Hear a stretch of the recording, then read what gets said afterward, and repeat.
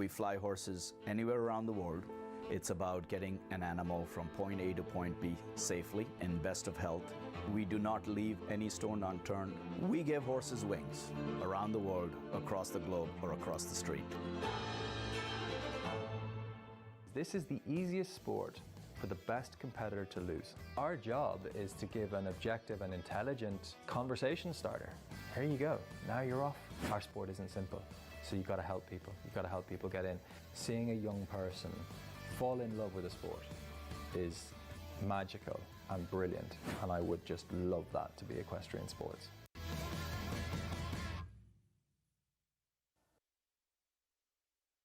Your horse takes priority. Every ride, every investment, every moment spent at the barn. Farm Vet makes shopping easy. From prescriptions to supplements, tack to grooming, all your essentials all in one place. Enjoy fast, free shipping plus auto ship options on top products for animals big and small.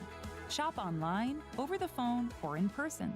For over 20 years, Farm Vet has been the trusted choice for serious equestrians. Florida Coast Equipment understands the equestrian way of life, and everything you introduce into that life should be uniquely created to perform within it. So, we created the Kubota Winner Circle Tractor Package. Designed exclusively for riders who expect uncompromising power, precision, and performance. Because every seasoned equestrian knows it has to be a Kubota.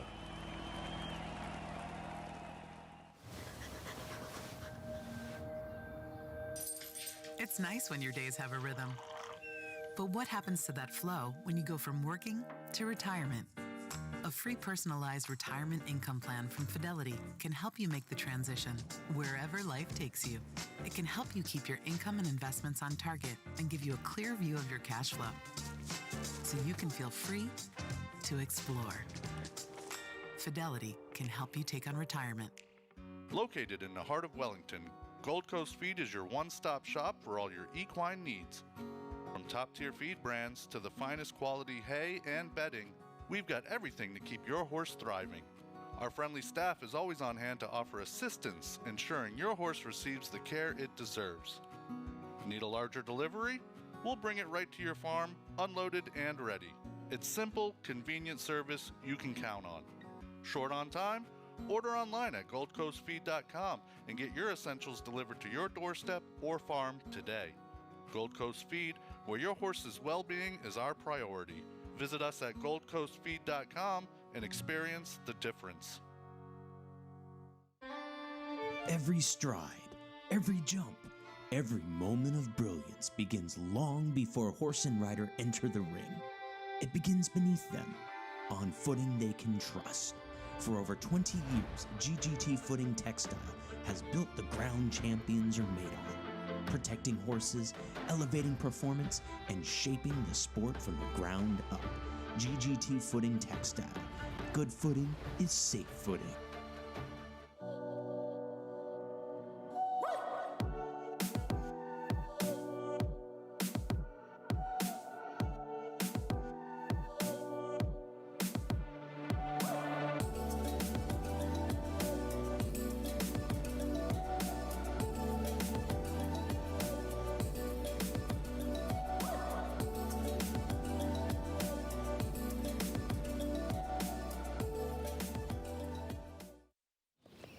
Nobody tells you how quickly they move into your heart, or how quietly they become your whole world. They'll teach you patience without a word, courage without a question. You're not crazy. They just don't know horses like we do. I'm McLean Ward. Jimmy Toronto. Adrian Lyle. I purchased the first chair probably about 3.5 years ago. Purchased my chair, I think, about 2 years ago. My wife, she goes, we got to get one, we got to get one. I said, if she's saying we got to get one, we got to get one. I love to put the heat on, take the zero gravity. I love the foot massage and as well as the stretching. I really like also the hand and the leg compression. It hits all the spots, work your arms, work your shoulders, work your hands. Having a product like Human Touch, that resource is there 24/7. It makes it much easier not to skip that step in your routine. Con los terroristas.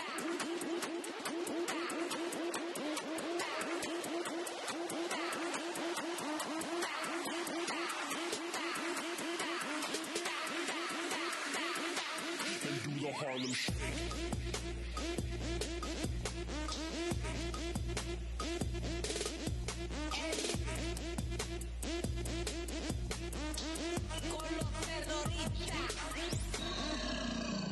Welcome to Carlswood, the home of Irish Olympic medalist, coach and international horse producer, Cian O'Connor. At Carlswood, we pride ourselves on the belief that success is reward for effort. Set in County Meath, Carlswood is the home of Cian's industry-leading high-performance centre. The Carlswood system is based on a structured approach to daily routine and meticulous planning to help reach our goals. At Carlswood, Cian and the team work together to provide coaching, mentoring, advice on horse purchases and goal setting. We also facilitate students who wish to progress their show jumping skills while they study in universities in Ireland and across Europe. When it comes to developing your horse's fitness, scheduling and planning around competitions, no stone is left unturned. At Carlswood, we are committed to delivering quality, a place where our goal is the fulfilment of your ambition.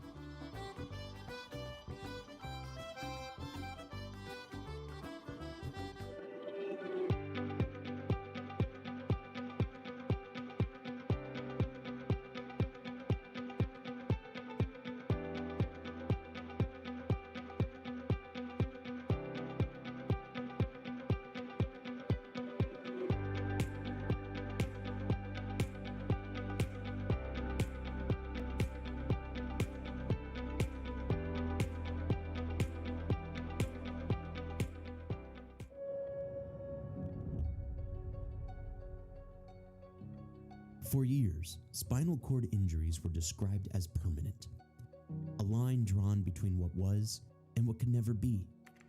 But today, that line is being challenged. Across the world, science is advancing, restoring communication between the brain and the body. Through groundbreaking rehabilitation programs, technology, and relentless research, movement is returning, sensation is returning, hope is returning. These advancements are redefining what recovery can look like. The Kevin Babington Foundation exists to turn possibility into access. Our mission is to provide funding and support to show jumping athletes who have suffered spinal injuries. While research fuels the future, our focus is ensuring the athletes we support can reach the most advanced rehabilitation and recovery programs available today. In 2025, the Kevin Babington Foundation's message reached more than 2.5 million people. That reach means awareness. Awareness leads to opportunity, and opportunity changes lives. Because recovery doesn't happen in isolation. It happens when science, access, and community come together. This is how we support athletes. This is how we move forward. This is the Kevin Babington Foundation.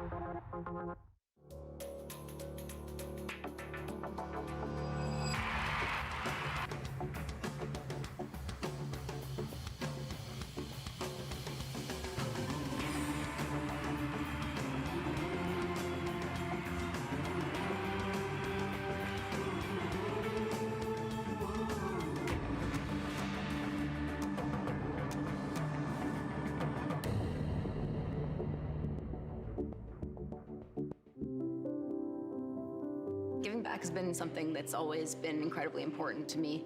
Doesn't matter where you come from all over the world. We are all people. We need to do something together. I think if you've helped one person, you've made an impact. This younger generation is what inspires me. I think an extraordinary life to me would be to take chances, to take risks. When I look at a painting and my heart starts beating, that's impact. Or a piece of jewelry, definitely.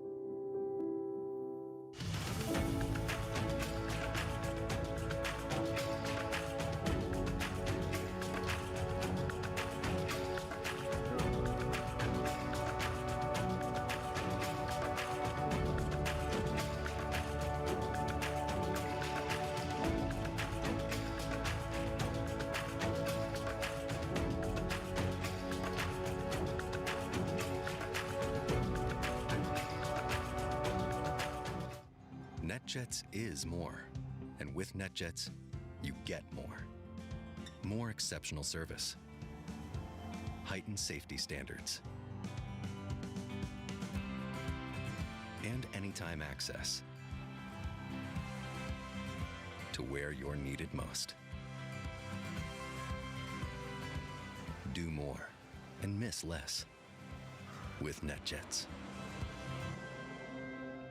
At Palm Beach Equine Clinic, we know your horse is not only a superior athlete, but a part of your family. With more than 30 veterinarians, 4 board-certified surgeons, and the most technologically advanced equine imaging suite in the country, our team has all the skill sets required for accurate diagnosis and successful treatment. Palm Beach Equine Clinic is committed to providing exceptional service and care for both patients and owners. Visit equineclinic.com today to make us a part of your team.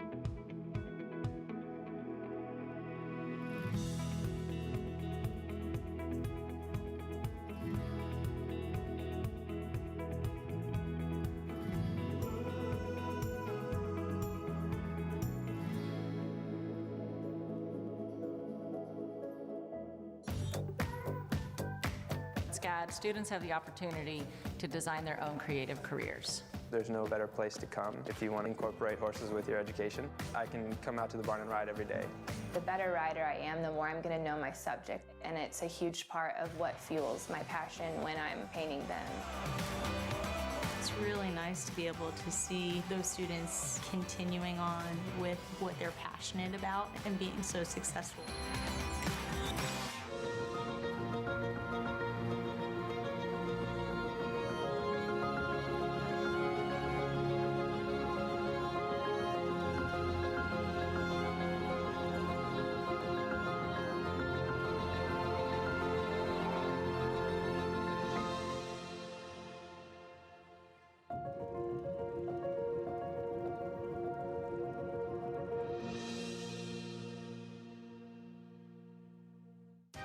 In a world where power shifts rapidly, strategy shapes the future. Strict global diplomacy, led by Robert Strick, steps in when crises erupt, markets shift, and negotiations stall. With expertise in high-stakes mediation and global diplomacy, we give global leaders the decisive edge. In uncertain times, the world's most influential turn to us. With precision access and unwavering strategy, we solve conflicts, strengthen businesses, and secure the future. Strict global diplomacy, moving the world forward.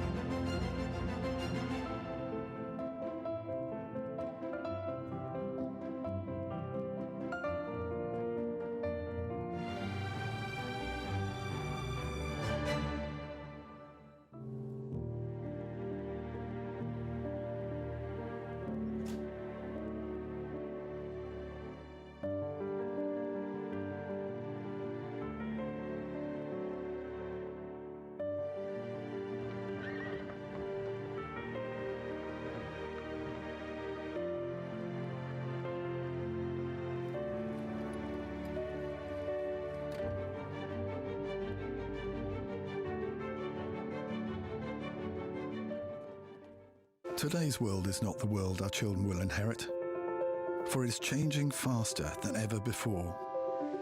We help students prepare for a future that is indefinable.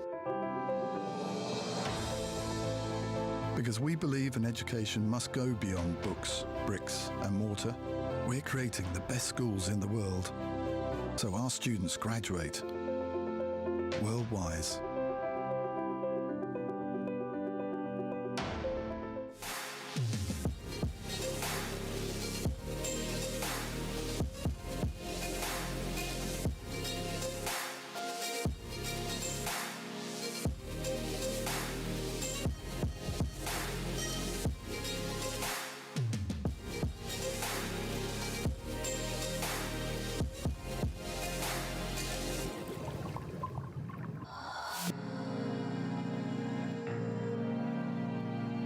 Welcome to the Winter Equestrian Festival. Every year, Wellington Regional Medical Center proudly celebrates the return of the equestrian season to our community. We're honored to once again be the official emergency medical center of the 2025-2026 Winter Equestrian Festival. For more than 40 years, Wellington Regional Medical Center has delivered exceptional care to Palm Beach County residents. Guided by our high reliability journey, we put safety first in everything we do. Excellence isn't just our goal, it's how we treat our patients and each other every day. Through advanced technology, expanded services, and compassionate care, we remain committed to providing care you can count on. We're looking forward to another great season. It's a lot to take care of something as cool as a horse. So 3-day eventing is like a triathlon for horses. I'm counting the rhythm of the horse. If I move my seat in a certain way, they know the signals. We do ask a lot of them physically. I love to stand my horses in ice water. It makes all the blood move while taking inflammation out.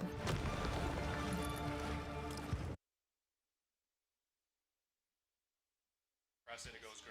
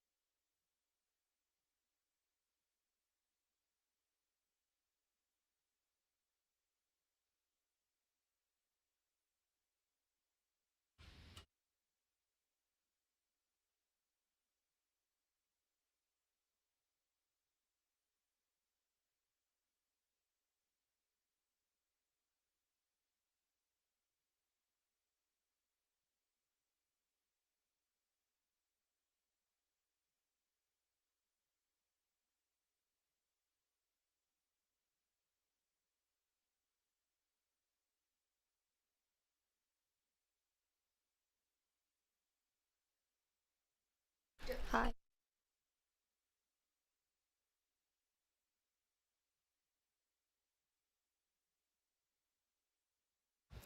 Hello and welcome to the 19th annual Winter Equestrian Festival Equitation Championship here in Wellington, Florida. My name's Ava Stearns. I'm going to be taking you through our class here today.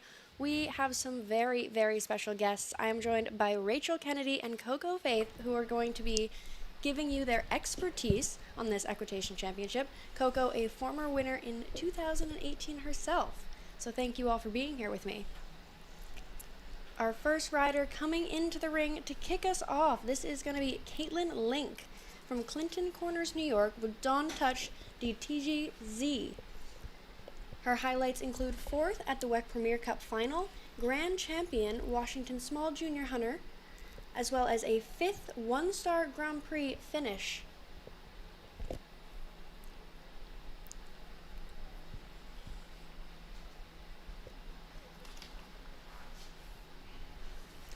The riders coming back in reverse order of points from the Christy Conard Trophy. So the riders with the most points accumulated here this Wellington Equitation season will go later in the class.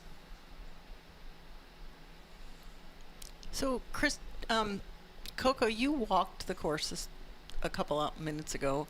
Can you just give us a quick run through of what you think the strides are going to be, what you think the judges might be looking for?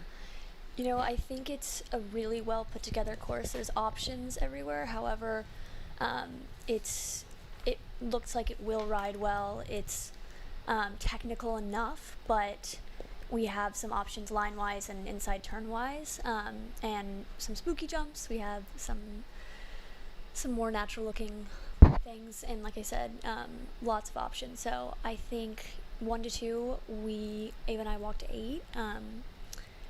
I think that will be pretty standard. Caitlin, who's doing a lovely job right now, is so far on track with all of our striding, and doing a beautiful, beautiful job. You can see her slip just inside at the top of the ring. That's an option. This has been really smooth so far. And really off your eye down this last line, no number. And I thought she rode that very nice, center to center. Great start. I think it's not the worst thing to go first. I would agree.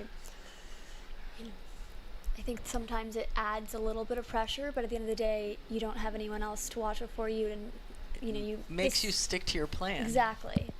And this is one of those classes where you really have to stick to your guns, and you don't have someone telling you what to do the entire time, which is the beauty of it.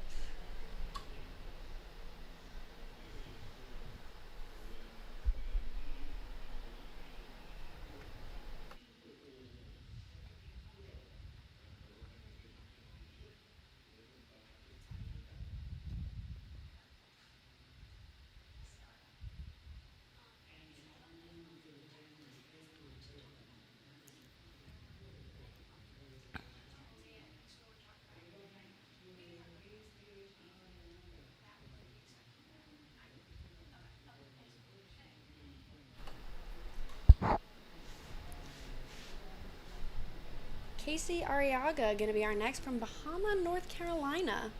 Fallon Vegas, their mount.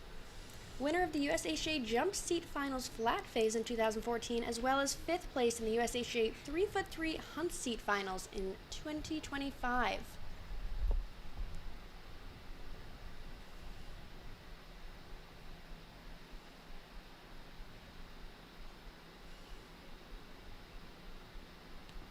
That was center to center 8. Center to center.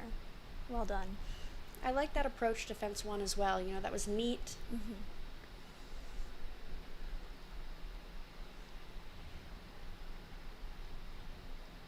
This was a line that Ava and I had walked and had said that it could be a number of things depending on how wide and or how tight you turn back to the double, but he did that so smoothly. It was he was on center to center 9. It's a bit of a reference, if you're in or out, there's no one right set answer. And Rachel, you can speak to that as a judge. That's unfortunate. Looks like this just surprised this horse a little bit. That one stride is blind sitting from the Swedish. You really have to get out and get straight, and I think no standards or very low standards on that jump. The horse just didn't quite get his eye on it. He's just nicely taking his time and going to come back.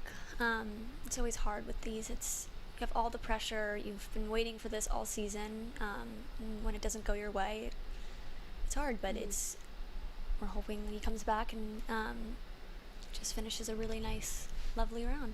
And this class is a great measuring stick. Of course, you work hard, you want to come and you want to be successful in this class, but this is really the first of a cycle of championships throughout the year. So if something doesn't go your way, you can walk out, and we've all been there, and you have something to work on and something to take home and practice so you can come back in the next championship a little bit stronger. I love to see him petting his horse. I think this is a bit uncharacteristic, obviously. If you've won a class at WEF and you're here for a reason. You've qualified for this class, so I like to see him be so calm. And Rachel, as a judge, your insight on these lines, these long bending kind of non-connecting lines, like the reference to the double on the outside, I think the judges don't really have a number in mind. What is your mindset on that?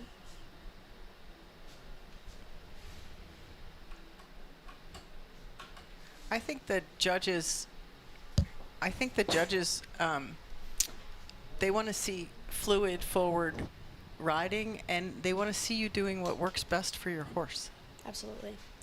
Ella Enswig going to be our next to see, Palm Beach, Florida. She was champion in the small ponies at Washington, Harrisburg, and Pony Finals. She's qualified for the Maclay Finals and Medal Finals in 2025 and on her way to doing so as well for this year. This is a rider that's really shot up through the ranks. Not long ago, as you just heard from her bio, she was on the small ponies. It's a lovely transition to come into the equitation and be able to make a stride and be a part of this class, coming from the ponies.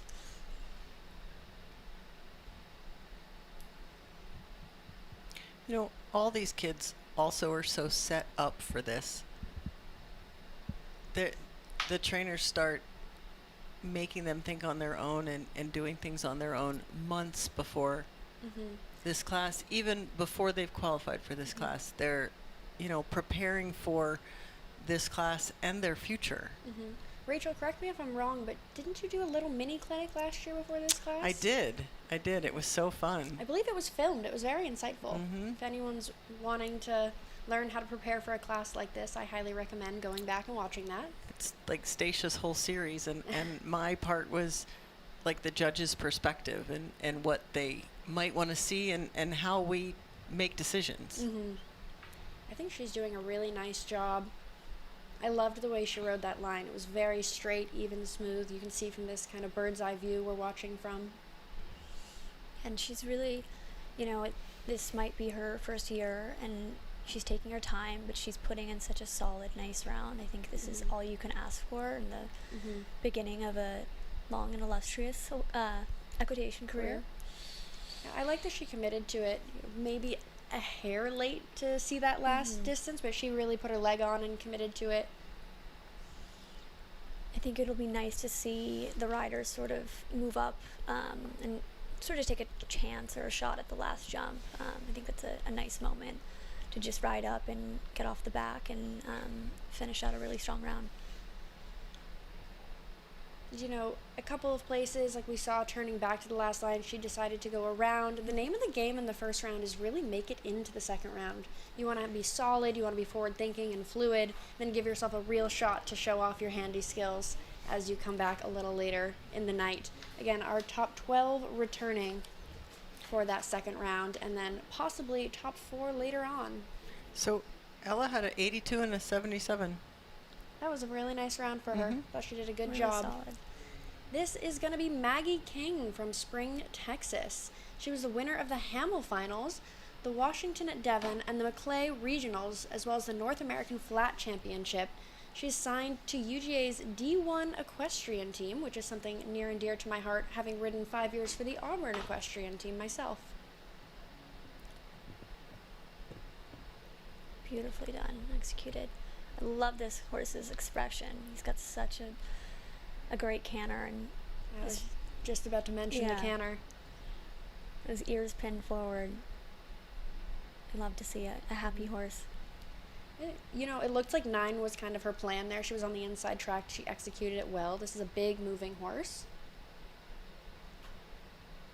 Nicely inside.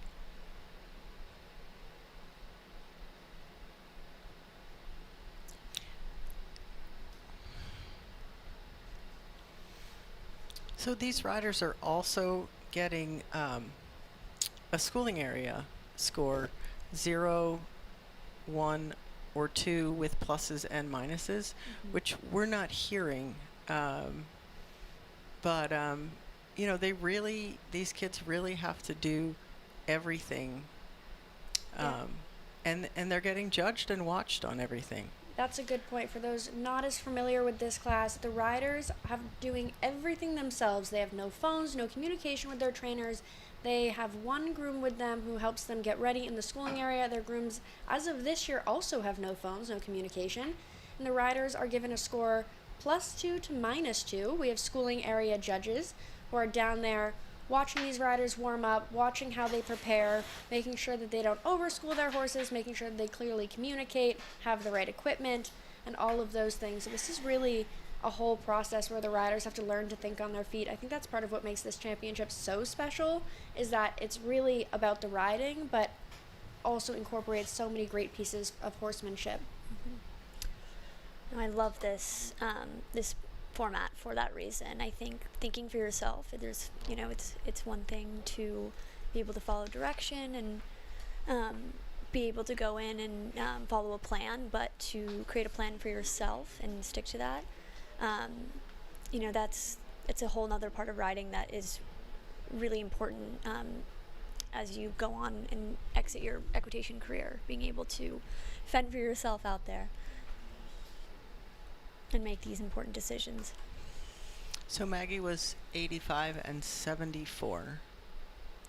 Okay, wow, quite a discrepancy there. But that's part of the discrepancy. I think it's a good thing. There's panels on both sides of the ring. You see things differently. You know, you sometimes see things better on one side than the other. That's the beauty of this format. Absolutely, and I think that's a good point where I can interject our panel of judges. Lots of experience for us. Panel 1, Alex Jane and Karen Healy. Panel 2, Robin Ross and Ralph Caristo. Our judges are sitting at what I'm going to coin as the 50-yard line, about halfway through the ring. One on the VIP side, near the white tent, and the other on the left-hand side, sitting in the exact same position across the arena. This is going to be Eve Berry from Boca Raton, Florida. She was 12th in the flat phase at the USHA jumping seat finals and 2nd in the gymnastics phase, the jump seat finals of 2025. She was also champion the 3'3" juniors at WEF 2026.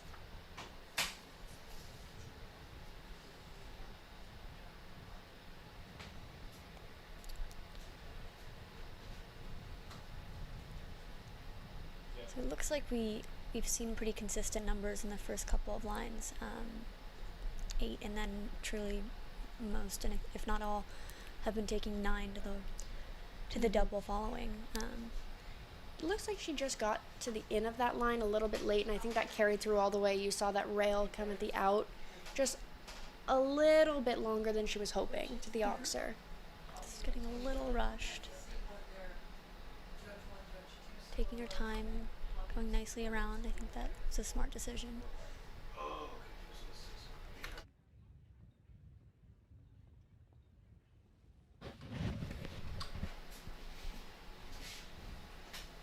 Just nicely putting it back together.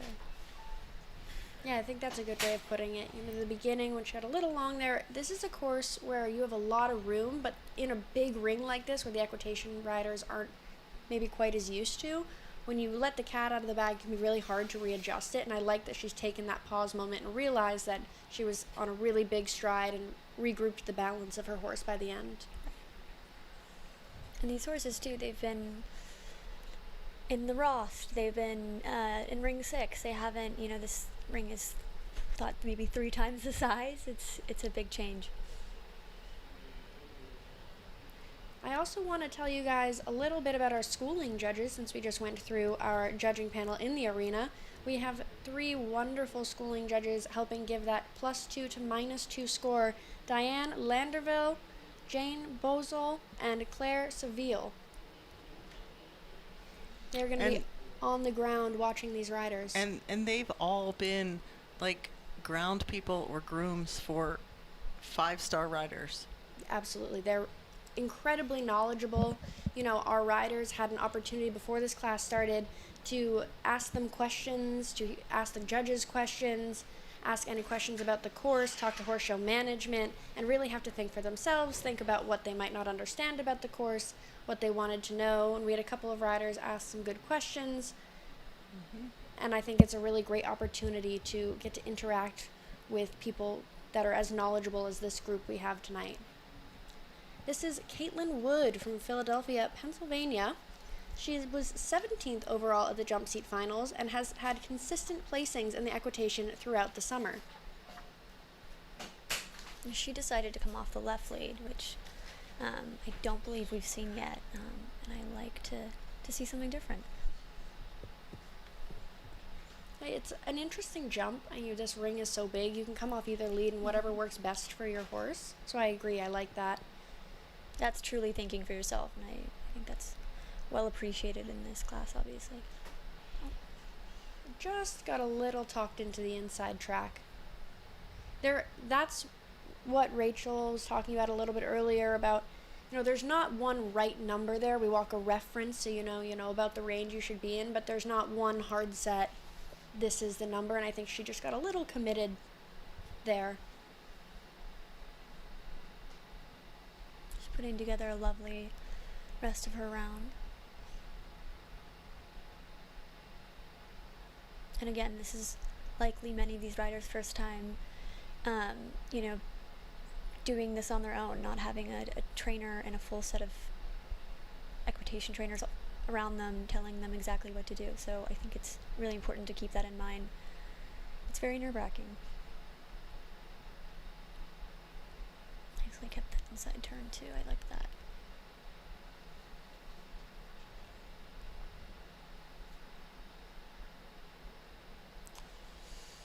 That was a shame. Just a couple steps of counter or cross canter there. Needed to create a moment of straight line before she turned and thought about the last oxer. That would have helped catch up that hind lead. And so far, we've seen the riders produce some really nice rounds, good lines. And young riders. You know, Caitlin Link is young. Ella Einswig is young. I think this girl is young. Like, this is what's coming up. And this is a class that really shows the talent of the young riders as well.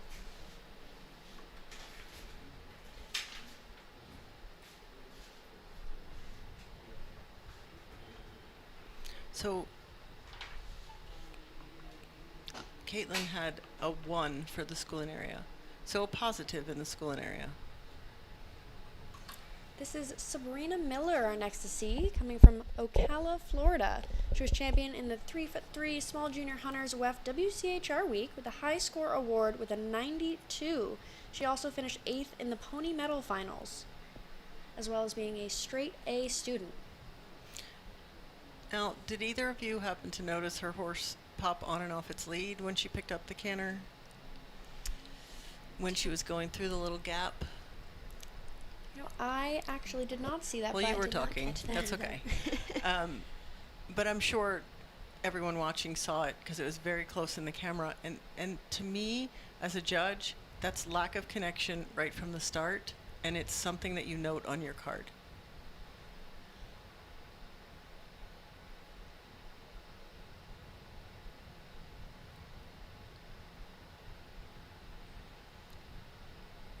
I think she's done a nice job setting her pace. Maybe a little bit deep at that oxer. Her horse jumped a hair over himself, but that's also the interesting thing about having judges on either sides. I think one panel could probably see that, one panel probably could not. This horse has a really cute expression. Very cute. And again, we are still among the younger riders, likely their first time doing this, and it's a lot. So it's great to really see such solid rounds so far, like Ava was saying. I will say she had a 2 for the school and area. That's amazing. That's Yeah, very that's good. excellent. Yeah, she should be proud of that.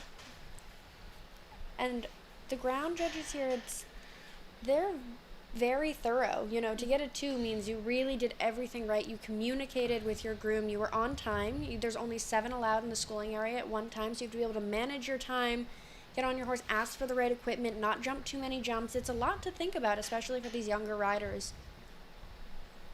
That's definitely one thing, if I were doing this class tonight, that would be my big goal. We're riding animals, things happen, you know, a lot of this is hard work and talent. Part of it is luck. It has to be your night. But I think that's the one thing that you should really hope to be in your control. That's the one thing you can do.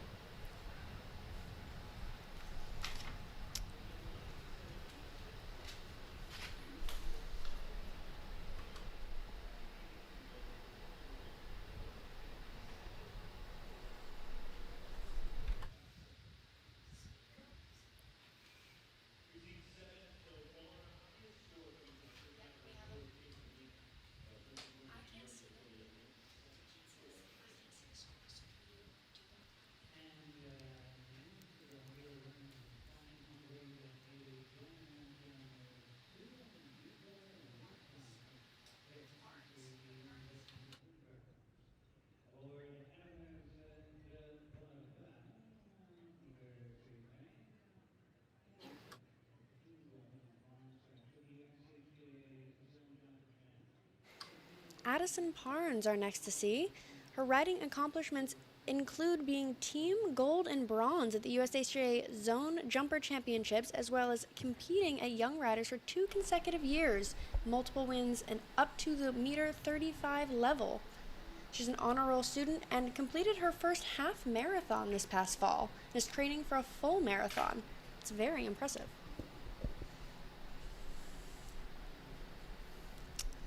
Unfortunately, just looks like her horse might have landed on the cross yeah, counter. landed. It's just, that's a shame. It's just behind. No, I love to see on the outside of her riding accomplishments.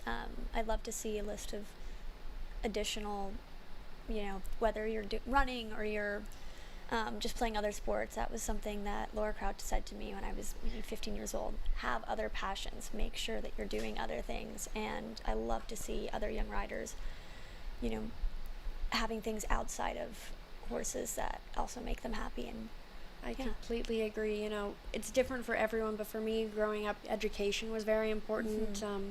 Having different things like that. I loved to read, so I love to read these bios, and I get to sit up here and not only watch some of the best riders, but get to learn a little bit about their lives. It's very interesting. We have some really impressive athletes, but also overall human beings. Right.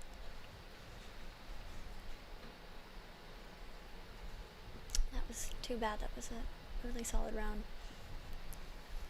Yeah, you know, a shame, but I hope that she walks out of this thinking, I nailed a lot of really challenging questions, and sometimes those things happen. We can watch the replay here. Looked to me like he landed on the cross canter, but yeah.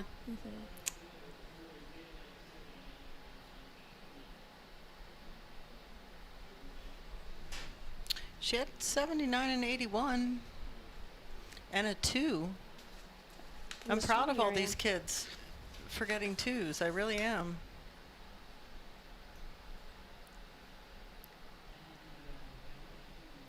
Our next rider is Madison Wu, coming from Alamo, California. She won Maclay Regionals in 2025, as well as winning her first FEI one-star Grand Prix. You can see this horse getting a little nervous. Wind starts to pick up. You know, it's a big ring. And that's something I think to think about as you're coming into the ring. You know, if I had a more nervous horse, I might try to keep my entrance on the shorter side. Try to keep their attention a little bit. There's a big, I'm going to call that a pond adjacent decoration at the top of the ring. We have some plants in there. It's quite large. gets a little reflective at this time of night. Rachel, as a judge, what are your thoughts on that? I like to see the kids come in and go right to work.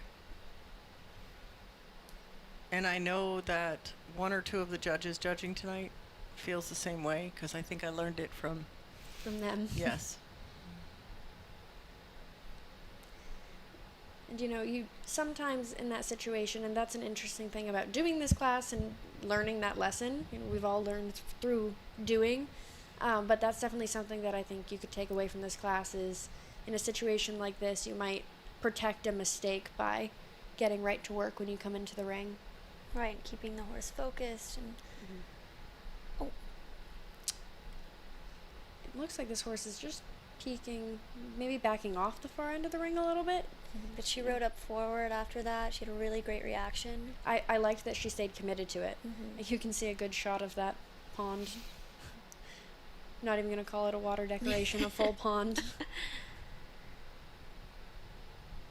Has its own ecosystem. Yeah. And the light's starting to change. The atmosphere's starting to change. I think, the kids and the horses, and horses feed off of us. So if she's a little nervous, I think the horse feeds off of that, and then it sometimes escalates. I do like she had that little bobble in the beginning. It was a very positive reaction. Now this horse looks more confident. That's the goal. Your horse comes in nervous, they leave more confident. The next time they walk into a championship, a ring like this, they're going to leave better than you started, which I think happened. For sure.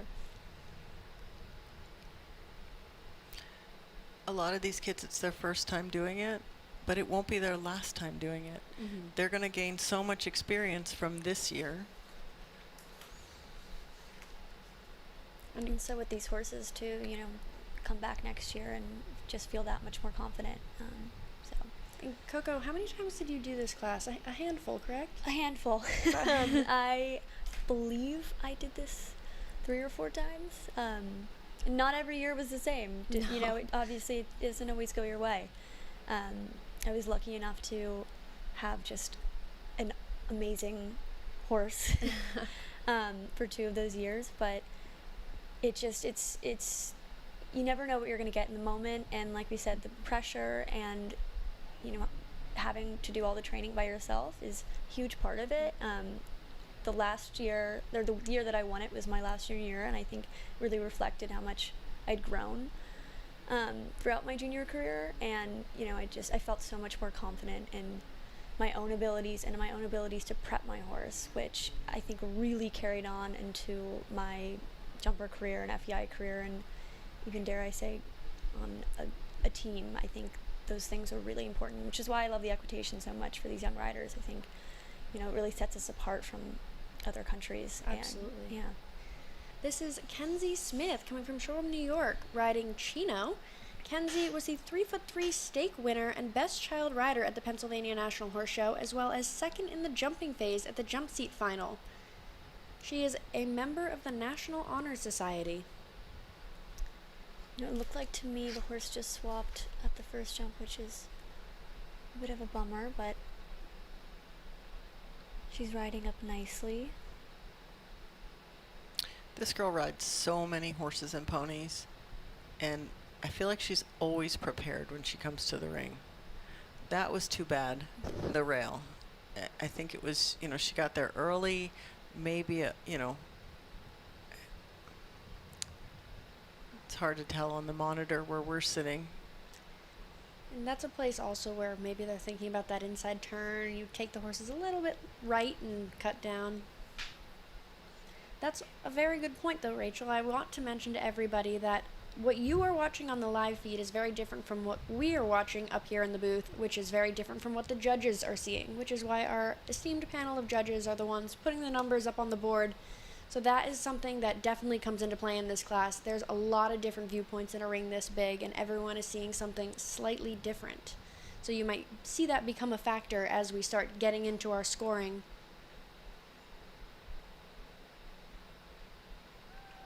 It's a really nice finish, and I love her soft position too. Her hands were throughout the entire. That was one thing I really took away. She had really soft hands. And I believe, correct me if I'm wrong, but I believe she's another one of our younger riders. I think so. I think she's still under 15.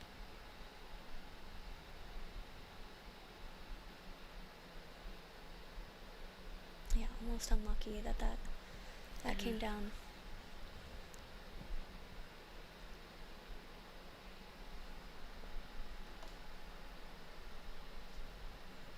So 80 and 80 from both judges. So minus the rail and the swap at jump 1. I mean, that would have been a very, very good score. Yeah, I think she should be happy with that.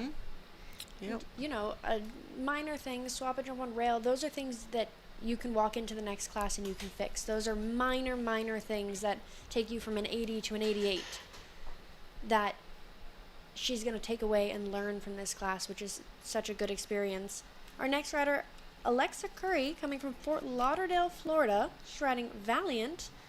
Was top 20 in the WEC Cup 2026, as well as on the Junior Northeastern Pre-Junior Silver Team, and 10th individually.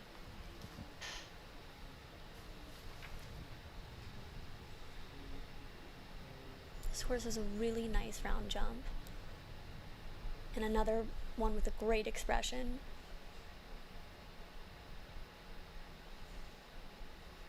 The way this horse canters almost reminds me of your horse a little bit that you won this class on. It looks a little bit like class action. It really does. It's adorable.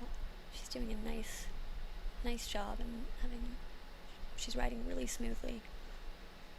That was a good correction there. That one is tight. It's short. You could see her adjust her horse and set herself up for that.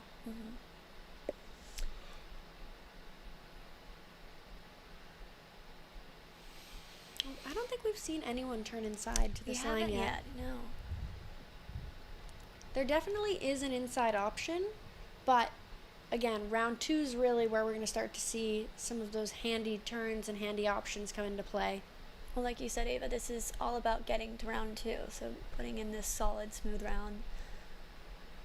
And that is seemingly exactly what Audrey is doing. Or Kenzie, sorry. Kenzie.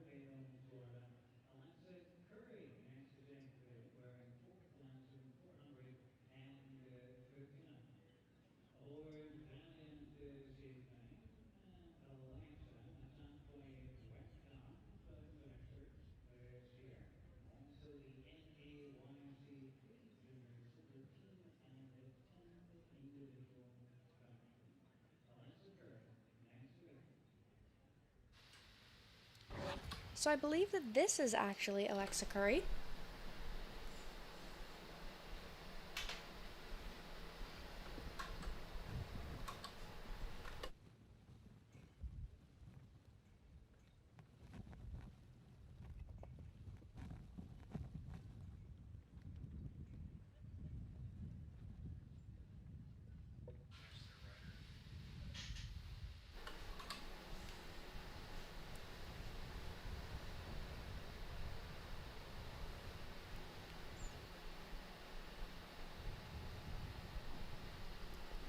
That's too bad. That just barely came down.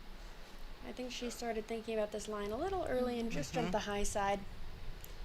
Rachel, maybe you could tell us a little bit about a Swedish oxer? So the Swedish is like an X, oxer, higher on the outside. But it's really set to make the horses, make the riders and the horses jump across the middle. and I think she just jumped across it a little, shaping the line, and he touched it behind, and it, fell down.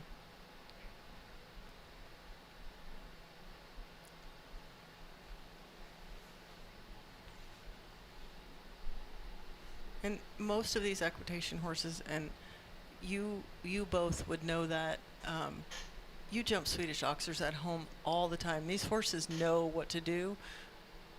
It's kind of on us to direct them. Mm-hmm. I think that's one of those rounds that got better as it went. It looked like the horse got more settled. I did appreciate she added some rhythm at the end, which we were talking about. We'd like to see a little bit of. Yeah, and maybe you could talk a little bit about that. When we were walking the course, how we felt the last jump was an option to get up out of the tack and show some pace. No, for sure. It's a moment to really, it's, this course is broken up, but you have, like we said, we didn't walk a number the last, and I think that's purposeful, that there's a bit of room, and yeah, to see almost like a mini hand gallop in a way, but at least just see some of these riders get out of the tack and feel really comfortable at the end of the round.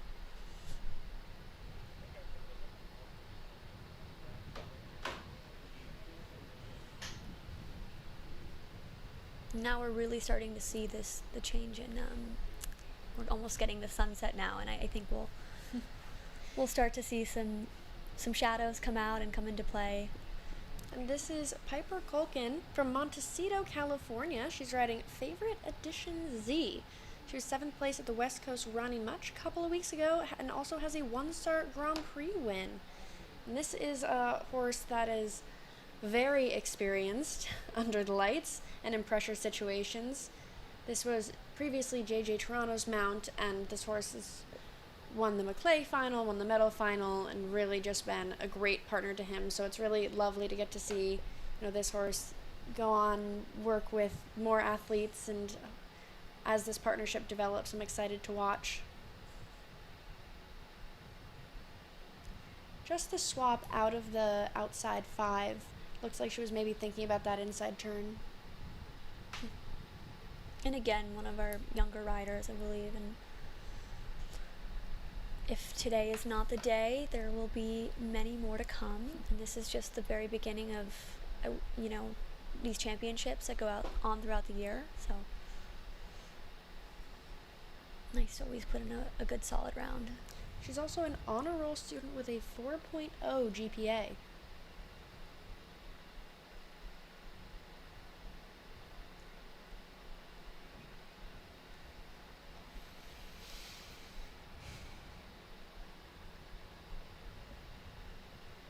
This had the swap, but I thought the rest of the round was well ridden. Yeah. This horse has such a great rhythmic canter. Really I've actually had the pleasure of riding this horse myself, and you get that feeling of just that big, rangy stride, and you have so many different options. I thought she did a nice job. Yeah. I believe this is a newer partnership as well. And it's a true equitation model horse. He has that, like you said, the rangy stride and that sort of classic jump. Exactly, yeah. Just smooth canter. Fun to watch.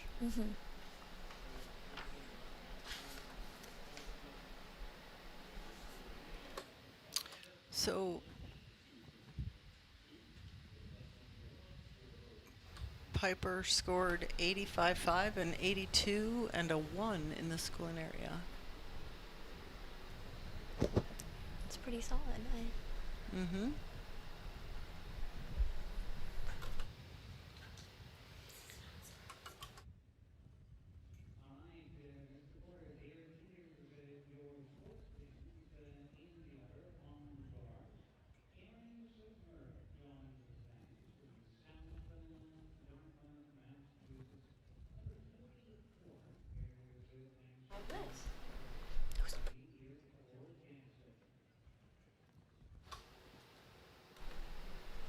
Carrie's Murray are next to see, riding Gangster, another horse that's seasoned in the equitation ring.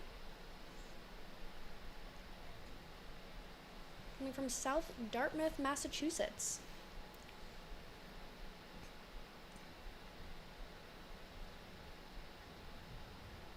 You know, a little bit of a slow start, but she seems like she's coming to her rhythm now, just with that swap.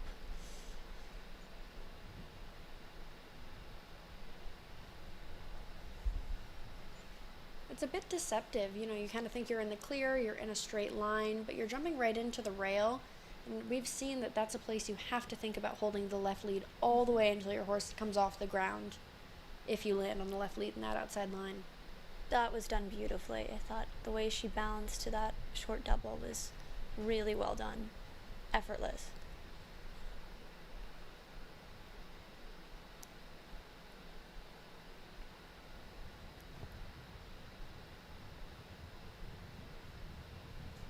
That was very straight.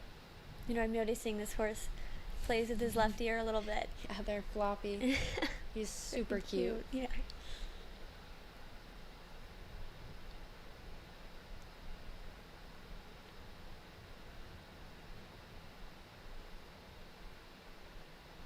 You jumped that well. Very well done. And like we said, she did a little bit. She got out of the tack. She rode up a bit. Finished strong.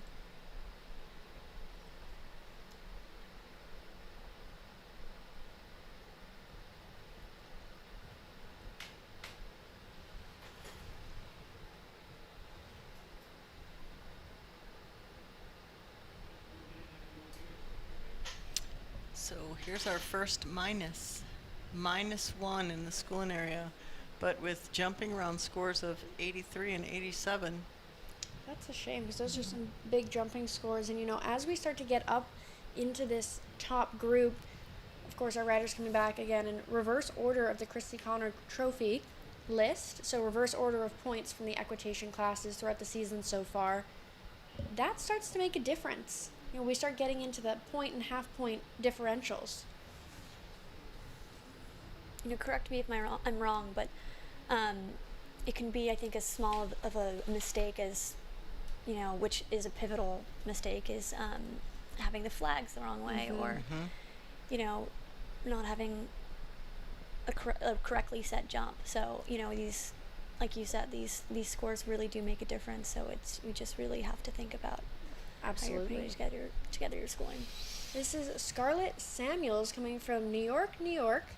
She was a top 10 finisher in her first Grand Prix this season, as well as a class winner in the junior jumpers at Devon and at the Pennsylvania National Horse Show. I have the pleasure of knowing Scarlett personally, and she is just a wonderful young woman and rider. It's great to see her in this class, and she works very hard. She got a little bit to the right side of that Swedish, where you saw the front pole come down on the high side, and then that just made her a little bit wider than she wanted to be on the line and track.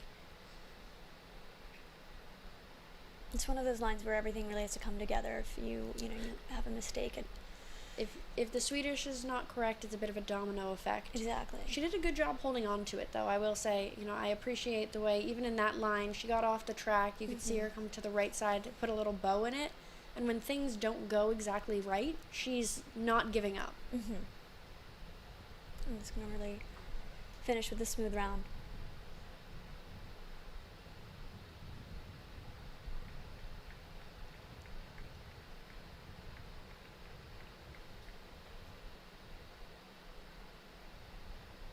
You know, maybe not the night she had hoped for, but some really good parts, for sure, which is, like we said, this is a takeaway for the rest of the year and the upcoming championships. And Coco, you could probably speak to this really well, you know, doing the equitation so successfully yourself and then going into the FEI ranks, but it can be really challenging coming into a class like this and feeling all the pressure and feeling like, you know what, it didn't all come together, but the whole point of it is a learning opportunity. Like that at the end of the day, I've learned so much more from the rounds that I did not win than the ones I did. And being able to frame your mind that way when you go into the ring really helps you actually take more away in your next round. If you're harping on it or you're hard on yourself or you can't let go of it, it makes it really challenging to improve. So being able to come in, make a couple mistakes that are very fixable, and take away the parts that were good and take away the parts that were bad, or maybe not bad, but a challenge, gives you way more growth opportunity. For sure. I think that is how you grow in this sport. You know, it's not 1 versus 1, it's 1 versus 60 plus. So every round you go in, you're learning something, whether you're first or you're 10th or you're last. It's all a great learning experience. But like I said, especially the equitation, I think really carries on and is something very unique to us. Maxima Lanasa, our next to see, coming from Palm Beach, Florida, reserve champion at the NCEA finals, as well as NHS Junior Hunter champion. She is a top student in her grade at the Green School.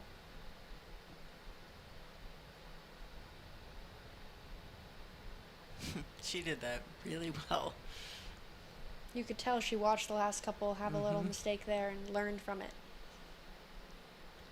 I think some of these kids are getting ahead of themselves, where they just need to like be patient and follow their horse. I think they're trying to do it for the horse, and they're getting a little ahead of themselves.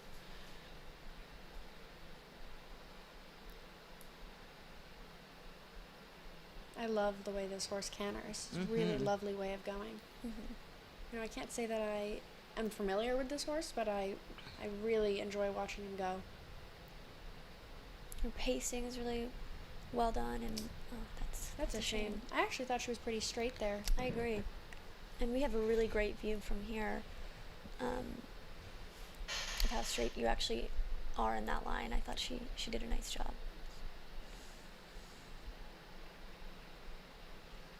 Another really unique piece of this class is because the riders aren't allowed to have their phones. They're kind of all corralled into one place, and they're all sitting and watching. And I think that you can learn just as much from going out and jumping this course as you can from watching the 40 best equitation riders in Wellington this season come in and compete. So sitting and watching each other and learning is definitely an advantage of the riders that they've earned who are going later in this class. But it's definitely something that even if maybe it's not your night and you go early, you should definitely sit and watch and learn as much as you can, because I've learned more in this sport from sitting and watching than anything else I've done. Right, and you have the camaraderie of your peers with you, watching and learning together, and you know, coming up with you know, maybe a change to the plan. But you know, I think that really carries on into the future, and why this class is so important is being able to learn together, and look to your, like I said, look to your peers for advice as well. So, and this class really gives a chance or an opportunity for that.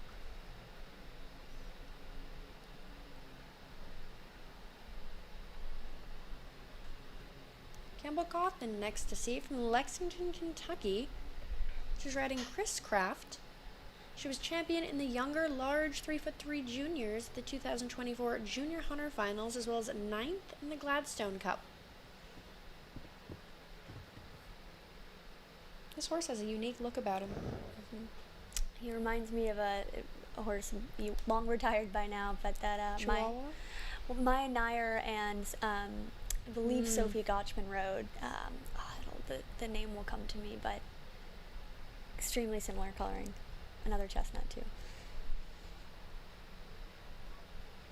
The name's not coming to me either, but I know exactly the horse you're talking about.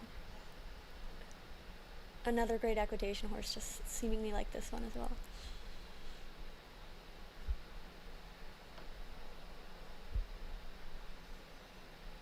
Just a little deep there.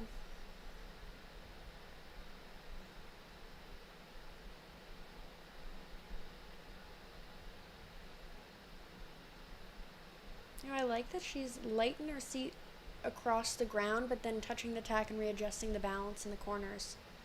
Again, this is a big ring. It can be really easy to let the cat out of the bag, and then you're on a 15-foot stride. Yeah. Come back to what Rachel was saying. I think also, you know, a couple of these riders are trying to really do it for the horse and be overdoing the position a little bit. And, you know, you really want to let the horse work and for you, and let them sort of do the round.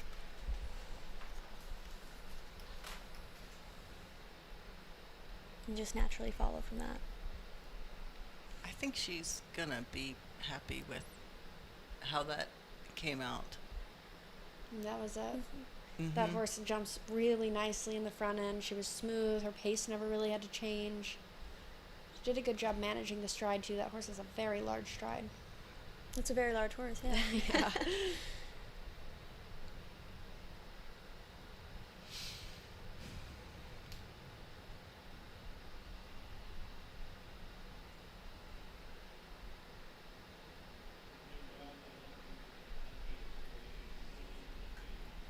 Mm-hmm. 87, 83, and a 2.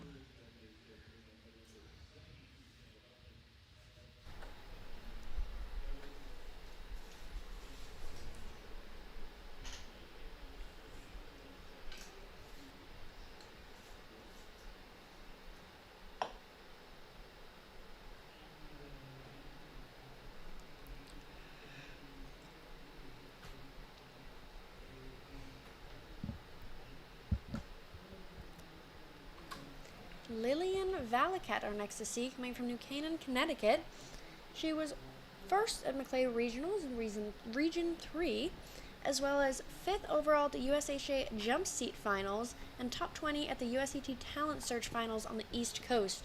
She's committed to the University of South Carolina's D1 Equestrian team, as well as a member of 7 academic honor societies.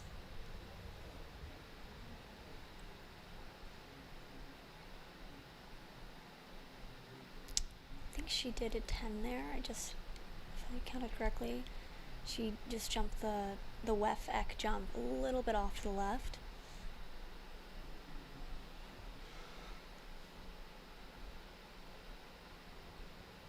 Jumped that very straight.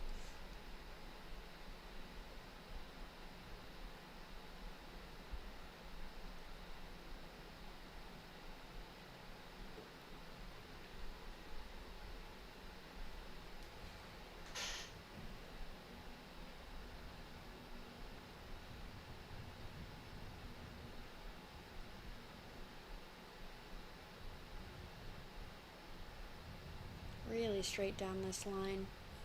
I like this kind of bird's eye view camera angle we have.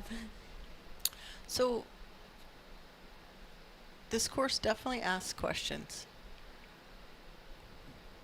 It's got its easy parts and its difficult parts. What do you think the real trick is in the course? I know what I think, what my answer would be, but I didn't have years and years of equitation riding. Like I was not a junior anymore in the 90s. But what do you think, if you were riding, what would be the hardest part? What would be your concern tonight? I would say, for me, and Coco, I'm interested to hear your answer, the 2 things that I would be the most thoughtful about is, 1, setting my pace. The first line is not super forward, but it's a healthy 8 strides with a kind of wide oxer right by the in-gate. If you don't get that pace set and you have a neat entrance, you're going to be in trouble the rest of the round. Mm-hmm. So that's my first and foremost. And then the next thing that I would be really conscientious about is the way that I approach that Swedish oxer. I want to do that inside turn. I want to use every square inch of arena that I have earned tonight in that inside turn, but still get it done, to give myself the best straight setup so I can encourage the landing left lead without jumping the high side, preventing the rail. And then I really have an opportunity. I'm choosing to do a bit of a wider track 8 to get myself really straight to that combination, One which stride. is a bit, yeah. For sure, I'm in complete agreement. I'd like to say that this maybe goes for all courses, but I feel like you really have to think ahead in this. The line that starts with the Swedish oxer it's a thoughtful line, and I think making sure that you're on the right pace and that you're balanced and connected all throughout those sort of more difficult areas, and then still being able to turn inside where you can, and like I said, just really be able to think ahead. This is what this course is about. There's, we don't have gymnastics, we don't have anything like that where we're sort of fearing that moment. You more have to keep a really consistent feel and ride, I think, which is hard because it's a long course, and I think keeping your focus and your horse's focus throughout It's always a challenge, yeah, for sure. This is Quinn Hunter coming from Wellington, Florida, riding Armigo 5. She was 11th at Maclay Finals in 2025, as well as the winner of the medal at Devon. She had top placings last year in the Hermes Equitation Championships at the Hampton Classic, the Governor's Cup in Old Salem, and the Kathy Scholl Equitation Classic in Lake Placid.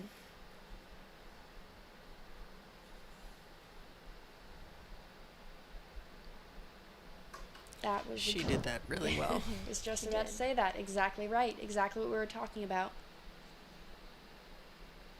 Thinking ahead, looking. And I also like that she hasn't had to change her pace. She started with this and has kept it throughout. It's very consistent.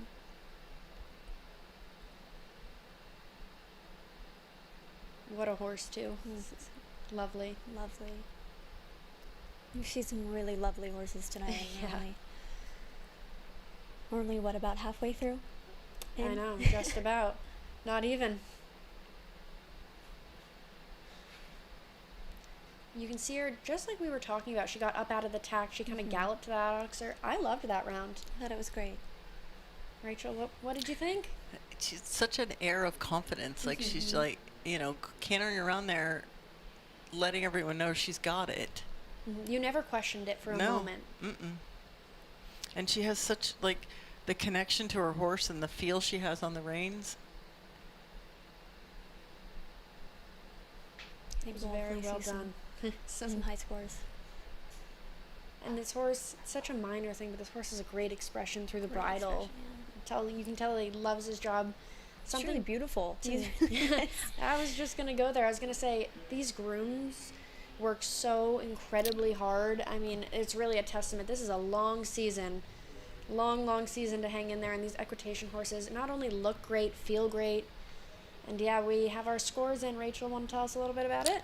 She went right to the top with that, so at least we're all a good judge of, you know, from the tower. We are fantastic armchair quarterbacks up here. 89 and 85, and I think... And points from the schooling area? A 1 from the schooling area, so an average, yeah. Really Super. Well done. I hope that she's thrilled. I don't want to get ahead of myself, but that's something I think we can expect to see later on tonight for our second round. For sure.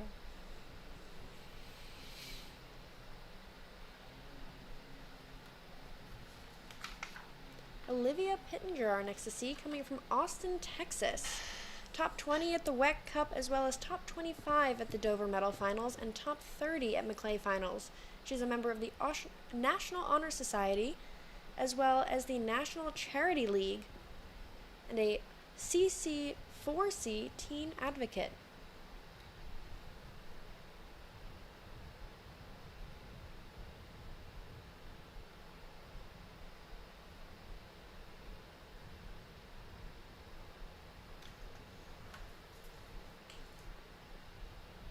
You can really tell she's thinking ahead here, and she has been throughout.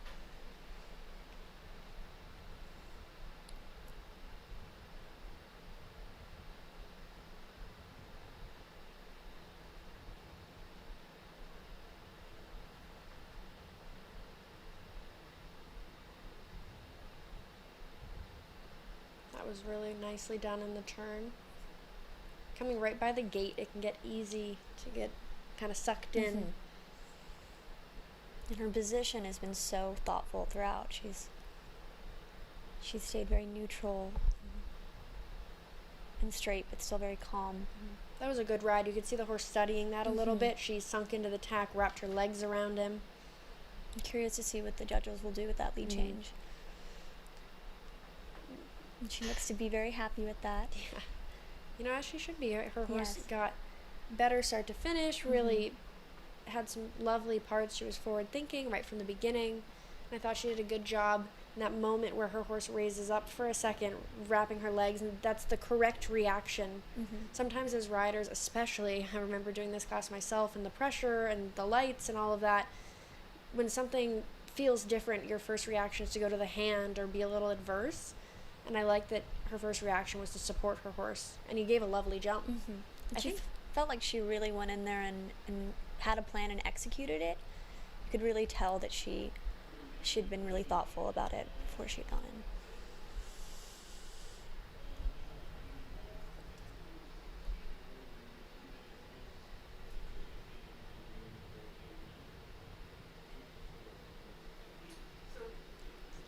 Here's a big point discrepancy, and I'm curious to see I would be interested to be able to see what the judges saw, that she had an 84 and a 64. I wonder if that horse, for just a moment coming off the ground at the second to last jump, looked down at it, and I wonder if one panel thought maybe he's stuck. It was hesitated. Yeah. Possible. That was my first thought from where we were sitting. You just weren't 100% sure. She did a great job supporting him. He was just a little slow with the front legs. Little Natalie, she had a little bit of a rough start. Ended up having to go around.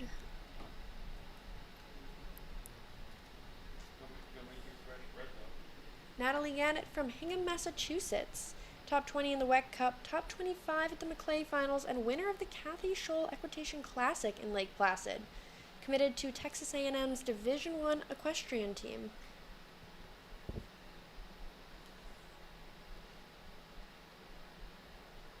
I think it's just getting a little carried away now and just needs a second to regroup.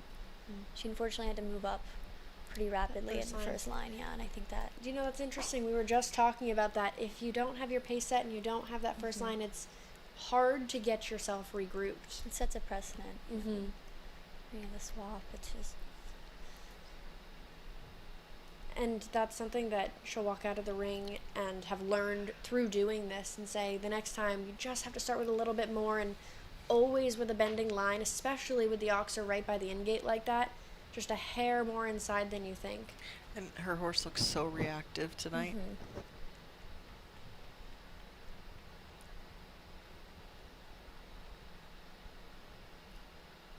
But I also appreciate, when the wheels are coming off the bus a little bit, especially when it's from the get-go like that, it can be really hard to let things devolve and unravel. And she really didn't, she had a swab, she had a couple things here and there, but held on to it, didn't give up on it.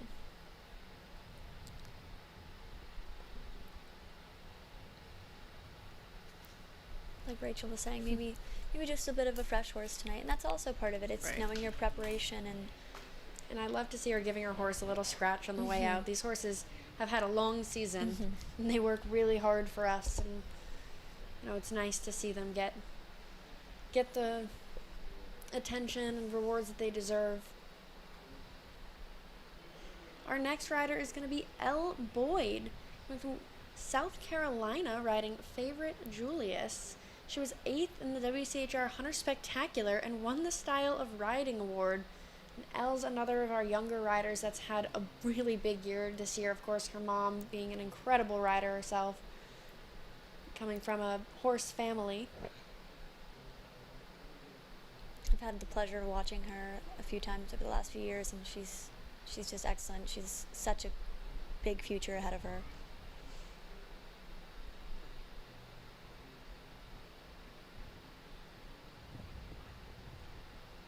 I thought that was well done. I've had the pleasure of watching this horse a couple of times, and I really like the way this horse goes.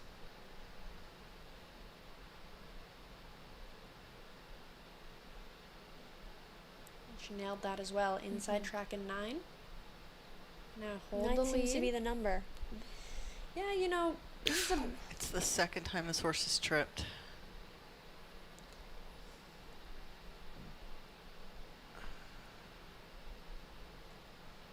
This is a big ring. I like that the riders are picking up a canter and being pretty definite about that first line.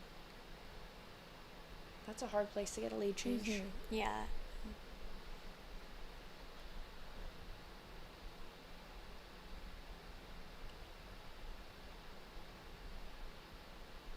See her nicely put this back together. Beautifully done. It was super. I loved her slowing down to the vertical, protecting that. So invisible in her position, and her effectiveness too. It's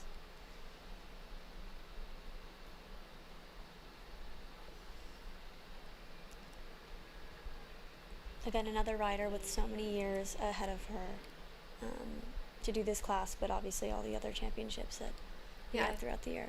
I think she should be thrilled. Yes. With the way she rode tonight. Mm-hmm.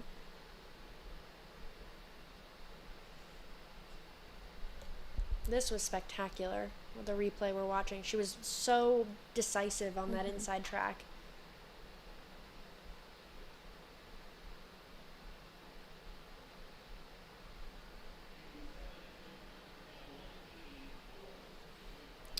Another set of big scores. Yep, 87, 84. We don't have our schooling area yet. You know, I was wondering what they were going to do with the lead change in that bending line, but I think they appreciated that she got it done. It's a hard place. I'm glad to see that was rewarded. Yeah, for sure. And you know, that's a place where you can choose to hold the left lead. And she chose to do the change. You could tell by her hands here in the monitor.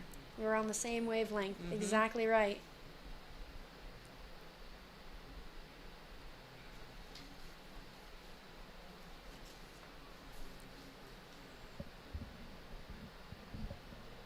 Another great little rider coming up from the ponies into this now, and with such a great family. Carson Korotkin, she's coming from Wellington, Florida. She was the 2024 USEF Pony Medal Finals champion, as well as the 2025 Taylor Harris Children's Medal Reserve champion, 2025 Hamel NHS Region 10 champion, and 2025 SFHJA Junior Medal Finals champion. Carson's such a good little rider, and she's really come up the ranks. You know, I believe that this is a new mount for her tonight. She's doing a good job. You could see maybe a little slow to come off the ground. But again, she doesn't know this horse. I believe this is her first night class here in Wellington. If not first, definitely second. Carson's another one of those kids like we were talking about earlier. She's amazing at this, but she's just good at everything. Yeah. I mean, she can sing, she can do whatever she wants. I had her on the mic with me for the Pony Medal Finals as the previous year's winner. She's well spoken. She's, you know, comes from another horse family. Of course, her brother doing this at the FEI level. Her father being a fantastic trainer. I'm pretty sure we jumped this class together with Tanner. Yeah, we did. All those years ago. I was lucky enough to train with Tanner at North Run, and I know he's super proud of Carson, as we all are. You know, I think that she did a really nice job. A couple of things in the beginning, you know, as she was getting to know this horse, and she has such a career ahead of her. I'm very excited to watch it. Well, you know what we were saying before, which was nice to see, is it really just got better as it went. You could see both of them really relaxed at the end, but it's a lot of pressure, and it's a lot of atmosphere too. Especially at this age. Again, I believe she doesn't know this horse well. I think that she should be thrilled with her performance.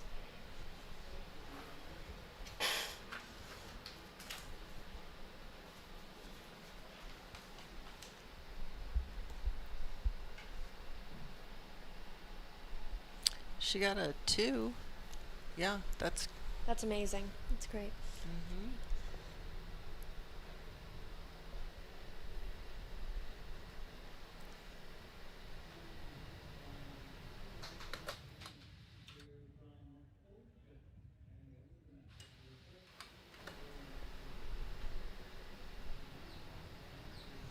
Isabel Solis. She was top 15 in the Gladstone and top 20 in the North American Equitation Championship. She would also like to thank everyone at Finley's Ridge for everything that they do.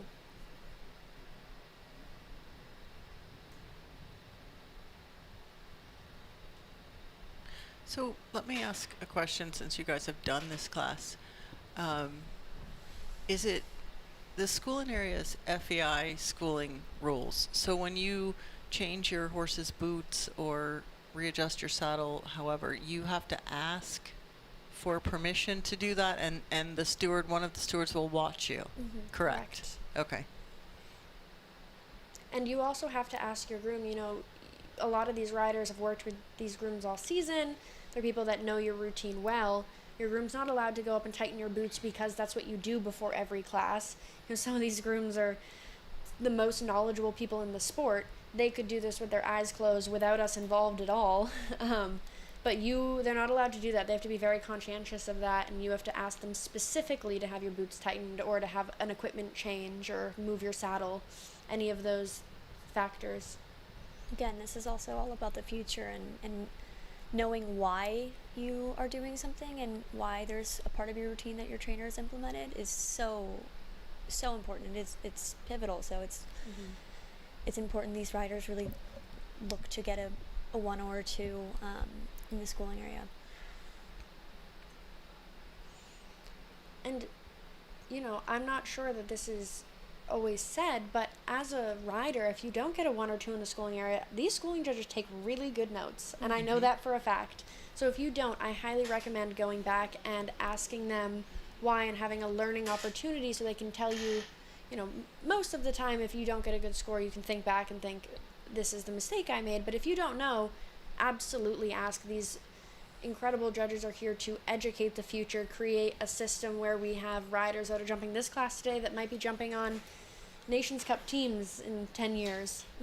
That's the point of learning all of this. The American equitation pipeline has really been a big foundation in everything we do. Right. Like I said, really understanding the why.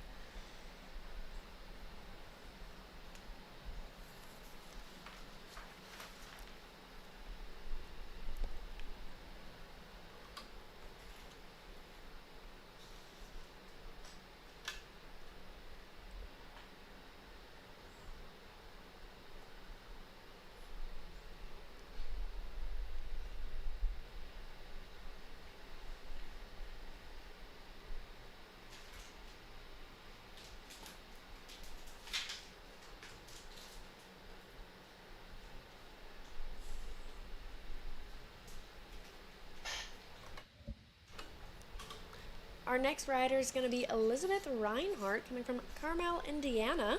She was 4th at the WEC Cup as well as Best Child Rider at Washington. And she is riding Charlie Brown, and I have to say this is one of my very favorite equitation horses. I've had a lot of time to get to watch this horse last season. I believe he was best horse at every equitation final. It was unbelievable, to be honest. And this girl now,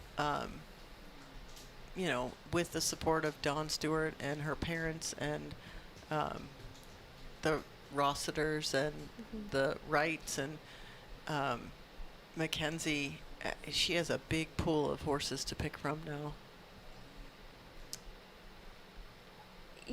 Got a little on the inside track in that line. She figured it out, but I wanted to say that 1 to 2 is my favorite 1 to 2. That's, if I were riding this class, that's how I would hope to do it. That's how I would envision doing it. Took the words out of my mouth. I think she was really focused and forward and started her pace exactly how she wanted to finish the course, which I think is what you should strive for. I mean, this horse is just the cutest thing in the whole world. Goes in a D-ring snaffle.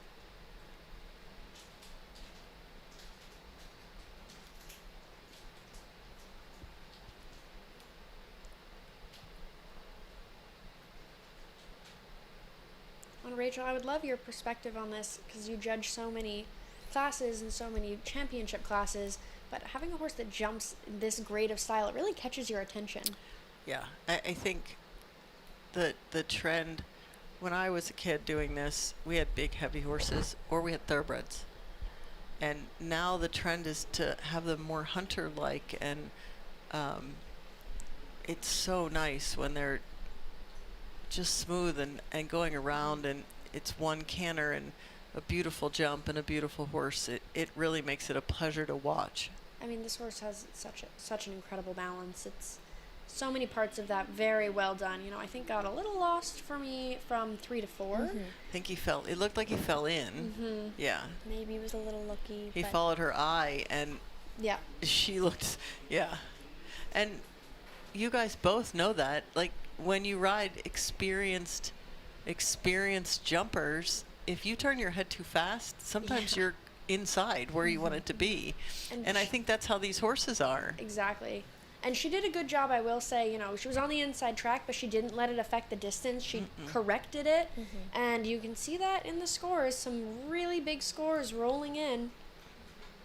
Rachel, our keeper of the scores tonight. My keeper. She had a 92 and an 88 and a 2 in the schooling area. That's and how you want to do it. Yes. Talk about a statement. You know, I hadn't seen that pair go yet this year, and it was, as you both said, it's such a pleasure to watch. Ava Krolik are next to see.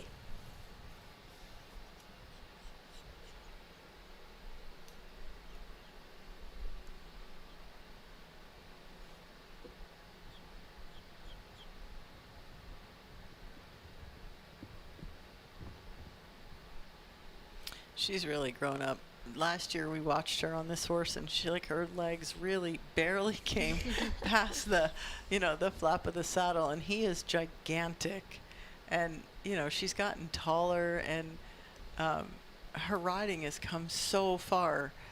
She also, like Kenzie Smith, rides a lot of ponies and a lot of horses, and rounds in the ring, and her parents are professionals, and you can really tell. She gets a lot of repetition. Yeah. And it builds confidence. She might be one of the youngest kids in this class. She's going more than halfway through as well. Reminder that their riders are coming back in reverse order of their overall standings for the entire circuit. She's doing a nice job with this.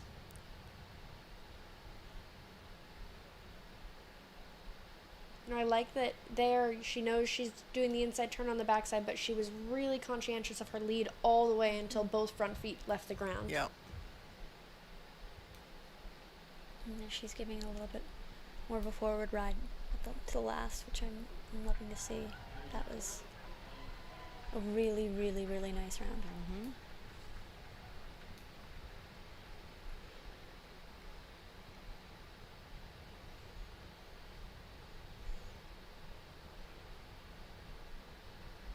We've seen a lot of good rounds so far. It's going to be competitive. And it'll be interesting to see round one with round two rather, with a couple little exceptions, is basically round one backwards. So we're going to get to see the riders asked a couple of test-like questions and to perform this in the other direction and, see if they can execute the same way that they're really executing round one. We've seen so many smooth, rhythmic, forward-thinking rounds. It'll be interesting to see how the striding changes. 84.5, 83.5, and a 2. That 2 in the schooling area is huge. So many 2s. I'm so proud of all these kids.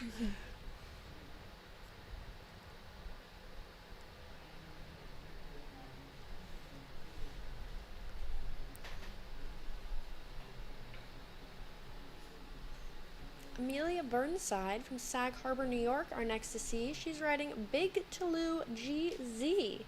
She was 10th at her first Maclay finals, top 25 at her first medal finals, and team silver at the Young Rider Championships in 2023. This is another awesome horse. This is a horse that I was lucky enough to get to start their equitation career, and I've really had a great time getting to watch all the riders that this horse has worked with over the years. So I judged ponies, and I'm like, oh, I rode that pony's great-grandmother. And we're sitting here, and you're like, yep, started this one. I'm aging myself. Right. That was so well done. You could see her really balance. The horse gave a great jump. It's kind of a fragile jump. It's a little skinnier than the rest. It's light colored, jumping right into the neon signs on the rail. But I will say, as a testament to you, Ava, I watched you and Eleanor Rudnicki and JJ actually, I watched Favorite Edition come up through the ranks, and I remember watching this horse, with a bunch of different riders, and now they're just equitation, like so fun to Yep, watch. They're little yep. machines. Yeah, they know their job. It's They're so like nice to see. equine proteges. Yes.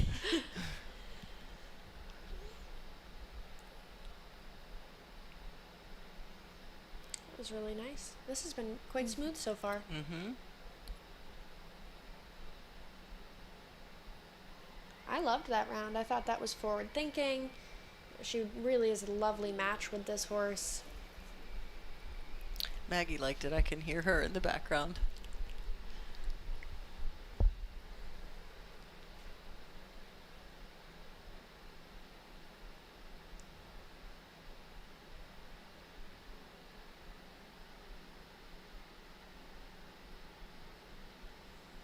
So there's no you can ride in any stirrups now, can't you? I'm not sure that this would have been my choice. Yeah, I don't know the exact specifics, but I think it is a little looser than it used to be. Our scores rolling in 89, 86.5, and we don't have a schooling area score yet.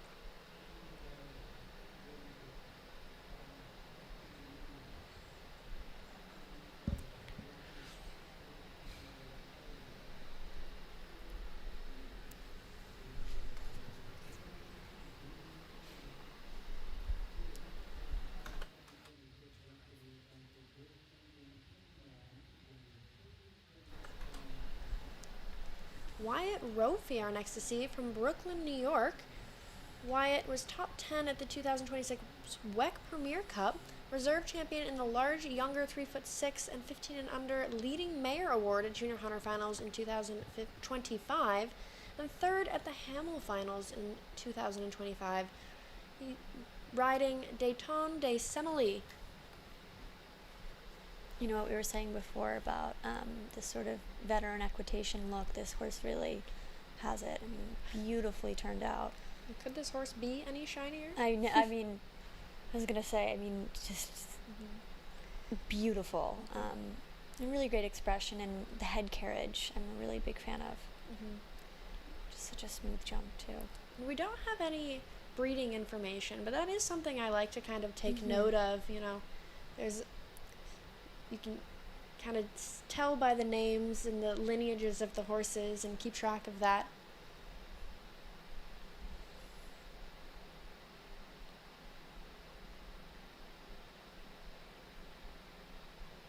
And really smoothly done on Wyatt's end as well. Oh, I think I jinxed it. Oh, that was such a shame. You know, That it was looks a like shame. the horse just ticked it. Like he kind of jumped into it a little bit, but It's almost it's like he weird that didn't the whole see- thing fell down. Yeah, I know. I think the rail fell perfectly on top of the plank underneath. It looks like the horse is just getting a little aggressive in his hand. That was a shame because I thought the first half was beautiful. Beautiful. Again, this big ring, your big horse, you can kind of get on that rolling stride.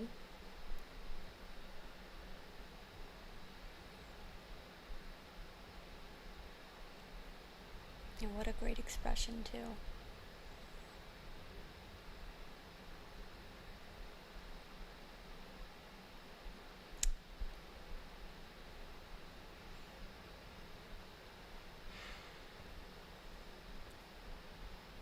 He looks pleased. It's always great to You know see. what he should be. Yeah.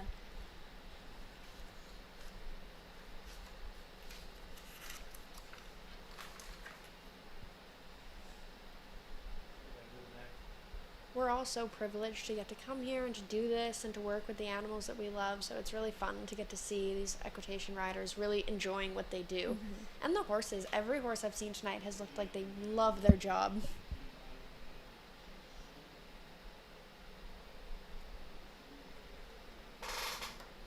I think definitely a reflection of that.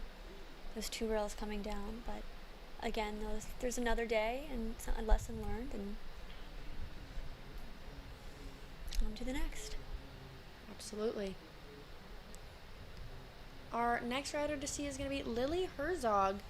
Lily, hailing from Pepper Pike, Ohio, riding Tiebreaker, and is committed to the University of Georgia's Division I equestrian team.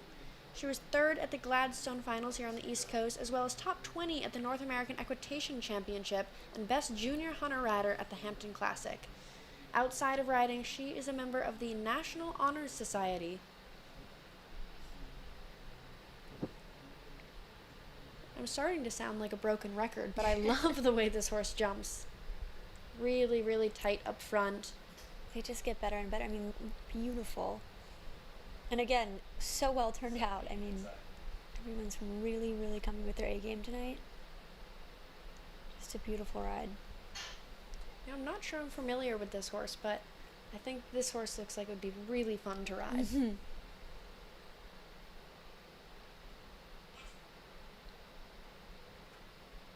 You know, Lily's another kind of up and coming, you know, she rides a lot of ponies, a lot of horses.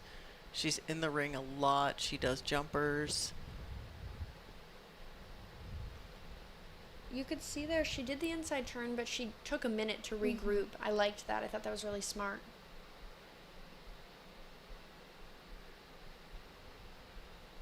I have to think this is going to be one of the top 3. Yeah, I don't like judging the class from the monitor, but I really enjoyed watching that round. I love this horse. I think that this would be my pick of the night so far if I got to ride one horse. Well, you know, I have 3 picks. Yeah, yeah. There's a couple I would love. I think would be really, really special. But this was fun to watch. It really does give that almost hunter look, jump, and like Rachel was saying, sort of the more modern. And she was so profile. soft with her hands, really facilitating that jump.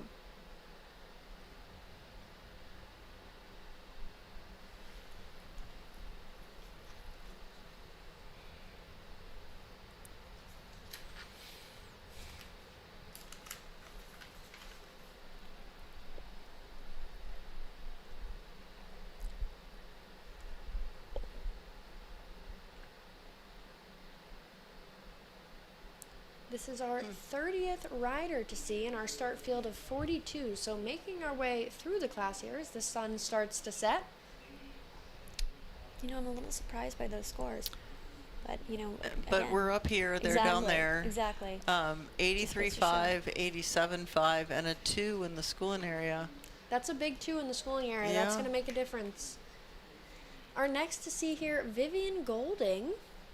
She is riding Django 448, top 12 in the North American Equitation Championship in 2025, as well as 14th at the Maclay Finals, top 20 in the WEC Cup, and 3rd place in the Hunter Phase at Washington Equitation Finals in 2024.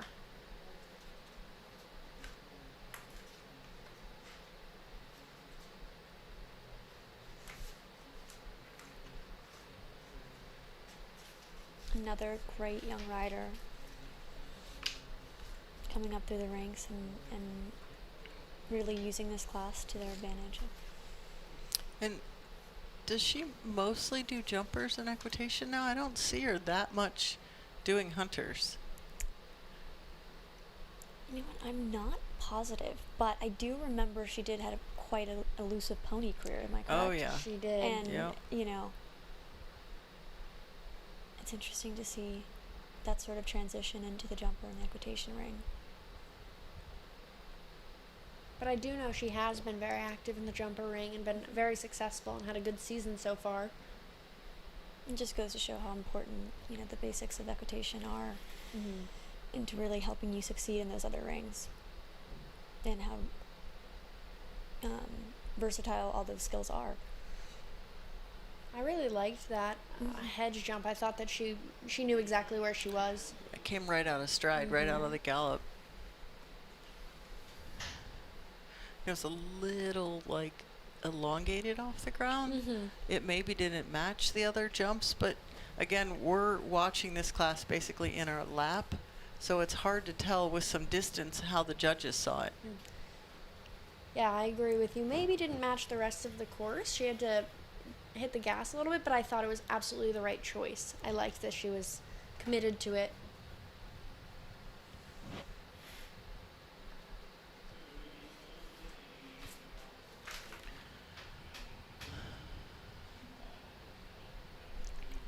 83.5, 87.5, and another 2.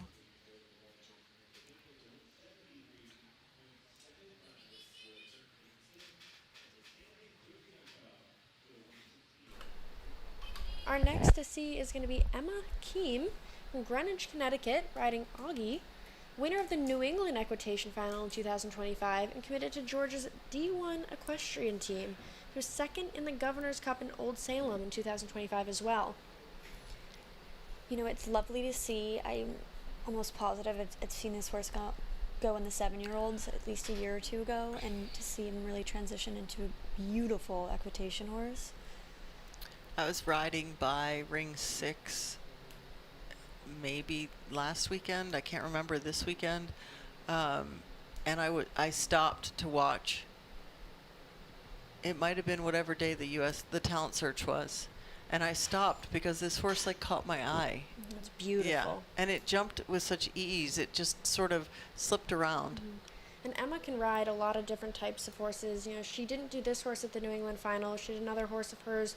And I specifically remember watching that round this year because it was jaw-dropping. I walked by and I stopped in my tracks to watch her go in the second round in the test of that championship. He's just done such a lovely job of really making this horse into a lovely equitation horse. It's great to see. That was a super ride. You could see him want to get a little rushed in the one stride, and she was pretty sure with her hands. Looks like he shifted a little bit at the oxer. She held on to it.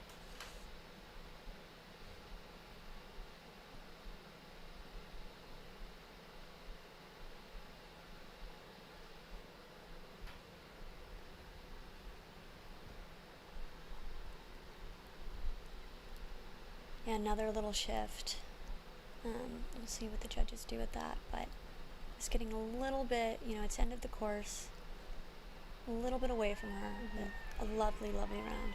But you could see her experience as a rider come through there. The horse was maybe getting a little strong at the end of the course in this big ring, and she kind of used it to her advantage to the last oxer. She just committed to that forward distance and worked it out instead of wrestling with her horse to try to put him back in that box. Remembering too, you know, these horses that are newly in the equitation, coming from a fully jumper background and not starting as a 6-year-old equitation horse, I think there's still remnants of their need for speed. So you can see a little bit of that at the end of the course, but I think she handled it really well.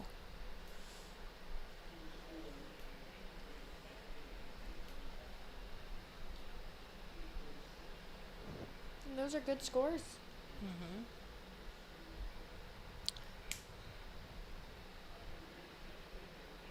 86.5 and 84.75 waiting on the schooling area. Starting to see those scores get really close, showing how well these riders are all doing. Two from the schooling area. It's amazing. Again, that would be my goal for tonight if I were in this class.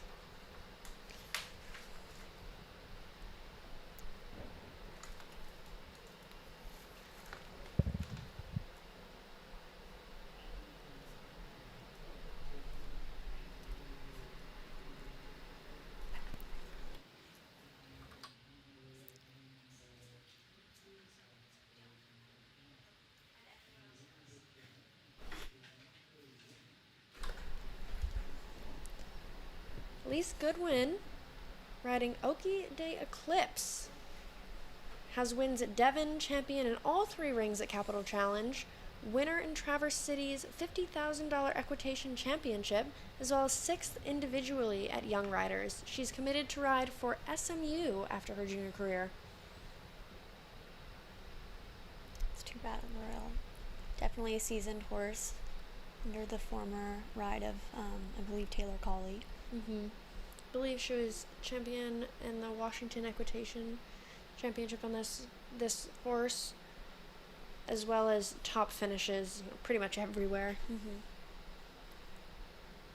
Well, she won this class on him. I was just going to say, I believe she won this class. You know, I think as a young rider, it's just it's favorable to obviously have an experienced horse, but it comes with a lot of pressure. Absolutely. You come with the past that the horse brings, and wanting to live up to those expectations is a lot of pressure, but just again a lovely, lovely horse, and looks like a very lovely pair. And finished nicely. Mm-hmm.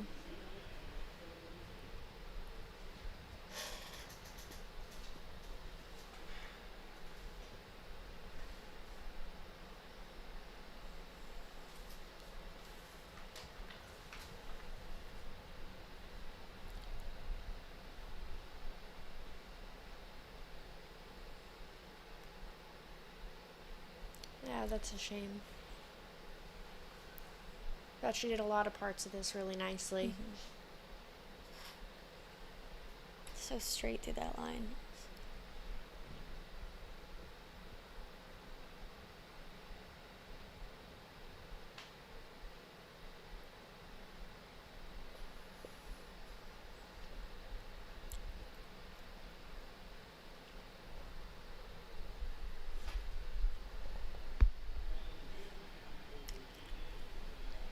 You know, so 75.5 and 76.5, I think, sort of within expectations with that rail and a little bit of a bobble. But again, you know, like we had originally said, it's a lot to live up to with a really experienced, seasoned horse. And she's going to come back next year and, you know, it's a learning experience. Yeah, bring back another even more beautiful round.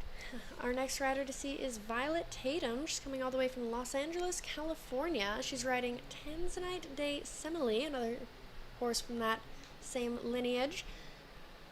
Winner of the $150,000 WCHR West Coast Hunter Spectacular just last week, I believe. She's the first ever junior to win that class, so that was really interesting. In California. In California, yes. In California. In California. We have had winners on the East Coast in their junior ranks, but she was the first junior in California to win that class very recently, as well as ribboning at the Washington Equitation Final, the USET Final, and USEF Medal and Maclay Finals. She's committed to ride for Auburn's Division I equestrian team.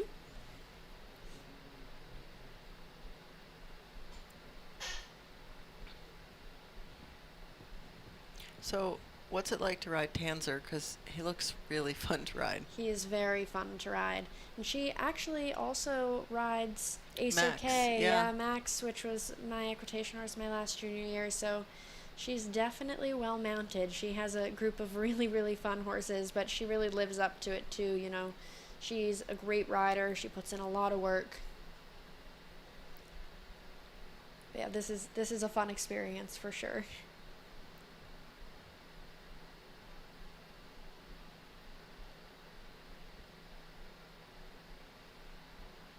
This is another horse that's had a lot of time in the equitation ring, was of course third at the medal finals with Ariana Marnell.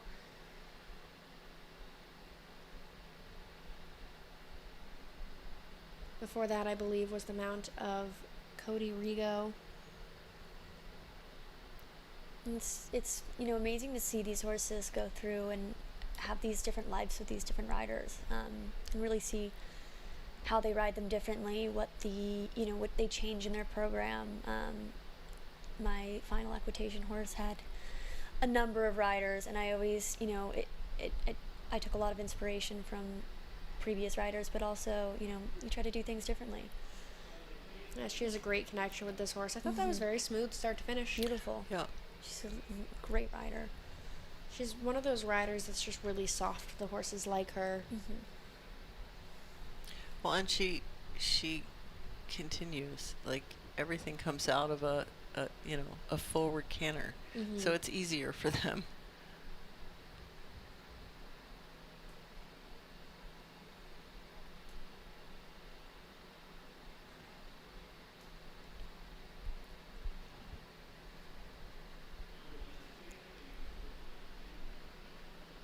$90, $82.5, and a 2. So is that it's our second 90. It's our second 90. I believe Charlie Brown. Yep. Had a 92.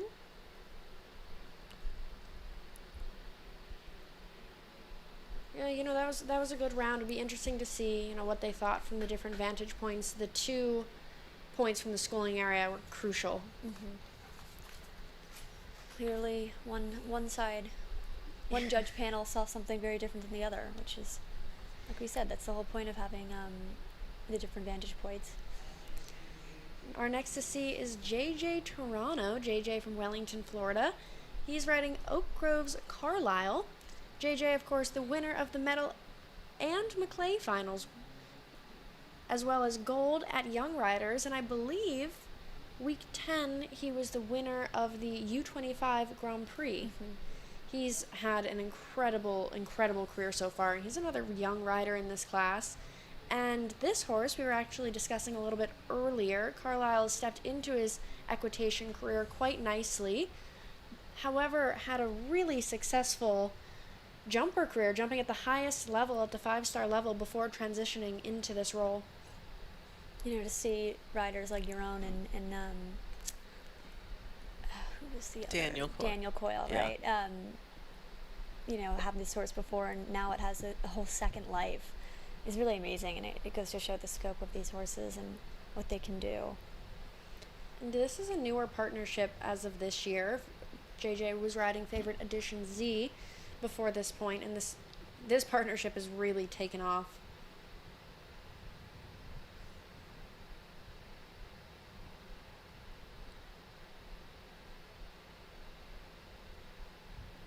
Just a lovely jump, like springs in his feet. I know.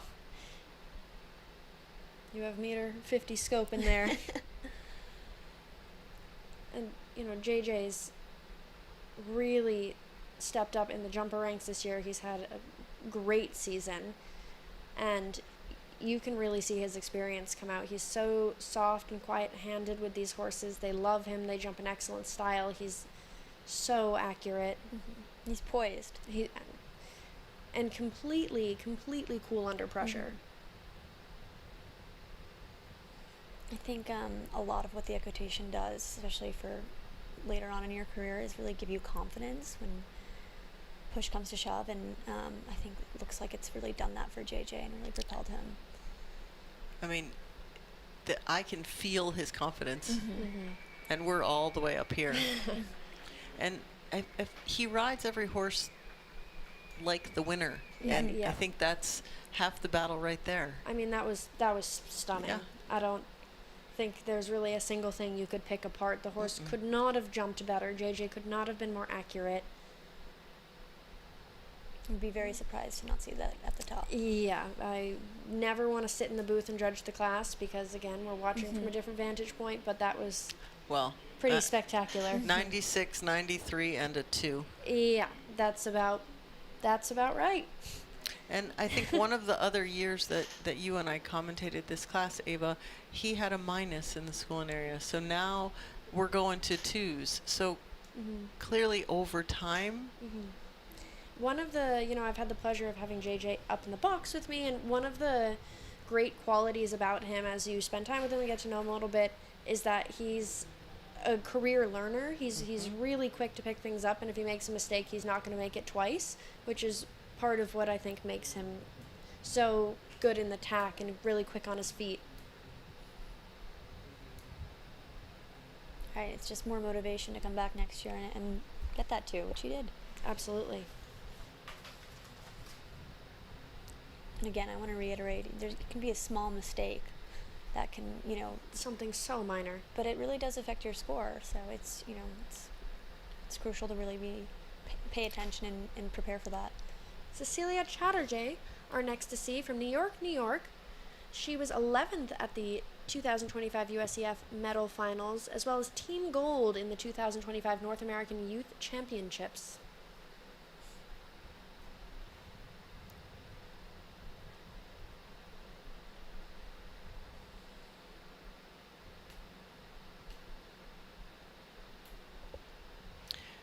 One of the things I say to the people that ride with me, and especially like the young kids I have, they get so disappointed when they make a mistake. But I always say, you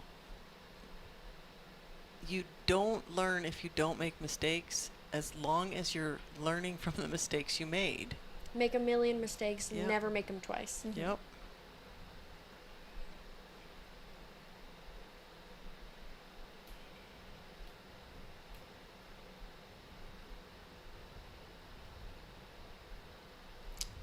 Oh.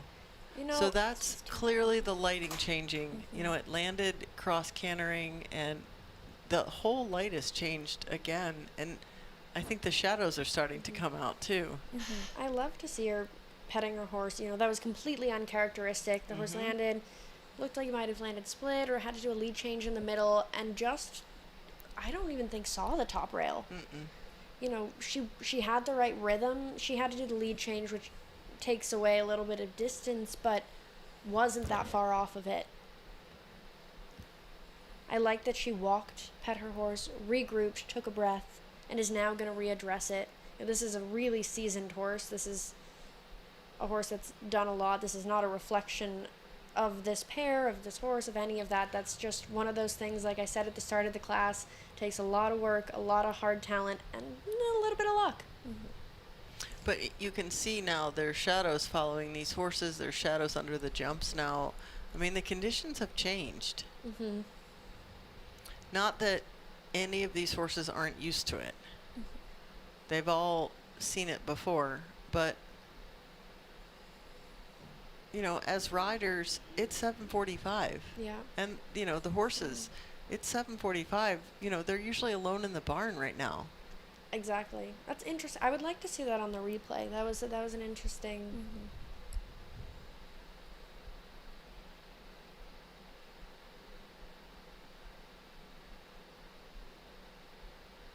I don't even think he saw the top rail. No, it looked like he just totally misjudged it and put his legs back down. Again, like you were saying, Rachel, the atmosphere changes. These horses get their eyes on something else, and little things like that and bobbles can happen. But I like that she didn't let it rattle her. She didn't get frustrated. You know, I grew up training with the North Run team, and Missy Clark used to very frequently say to us, there is no crying in baseball. She would say, this is a non-emotional sport, and it's really hard to keep it that way, but you have to keep yourself in check, and she did a really fantastic job of putting her horse first. It can be disappointing in those situations. You work hard to get here, but we work with animals every day, and that's a piece of this. This is a really seasoned pair as well.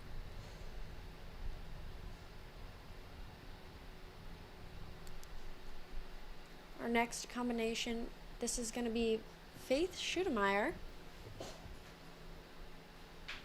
coming from Boynton Beach, Florida.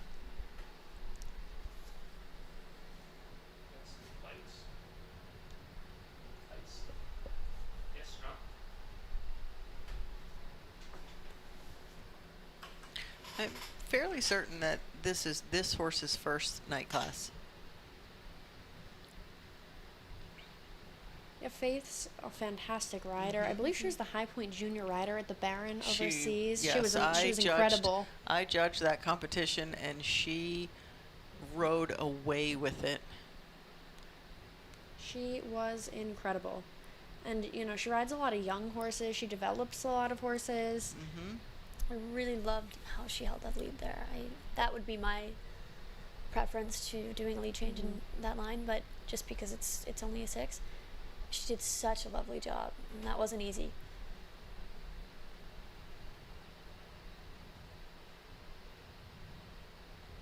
Again, going back to this confidence, you can see this air of confidence in her as well that shines through, and you can tell from how smooth the round is. And she's another rider that she's ridden all types of horses. She is willing to ride anything. She's developed so many horses, so many ponies, you know. Repetition is repetition, and any opportunity in this sport is an opportunity to get better, and I think she's capitalized on that, and it's really shown into her equitation career. This time in the saddle, it's crucial. Key part of the equation.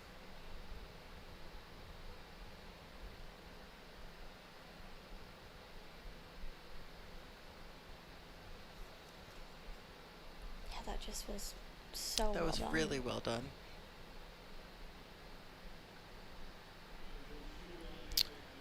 91, 87.5, and another 2. That's really, really impressive. What a great first time out for that horse, if that is the case.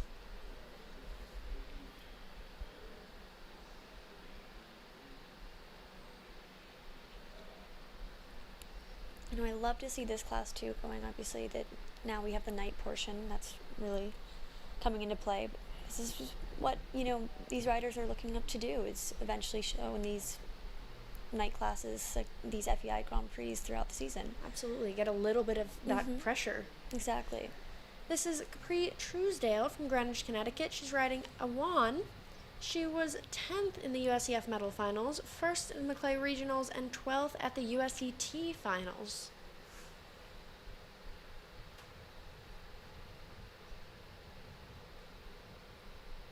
This is a really seasoned horse also.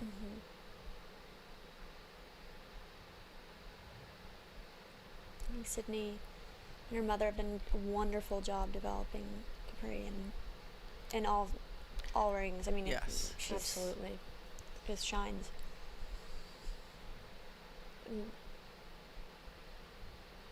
Sydney is such an incredible trainer, mentor. You know, she's herself had so much success in the equitation and the jumpers and the hunters, and you know, now it's really fun to get to watch her students shine and come up through the ranks.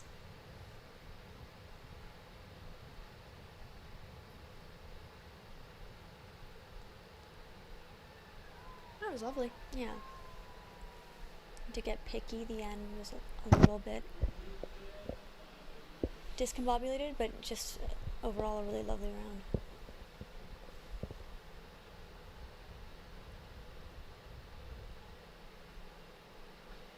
The riders have done a great job of that WEF jump. The WEF jump is a really easy place to have a swap. Like that would be forefront of my brain coming into this ring, and we haven't seen one to my knowledge. And the majority, if not all the horses so far, have landed right, which is what you really would hope for in that situation. And I'm also a bit surprised by there's less looking at these are. Yeah, To me, these are quite spooky jumps. That WEF jump the first year they put it in was a major challenge. Big scores there.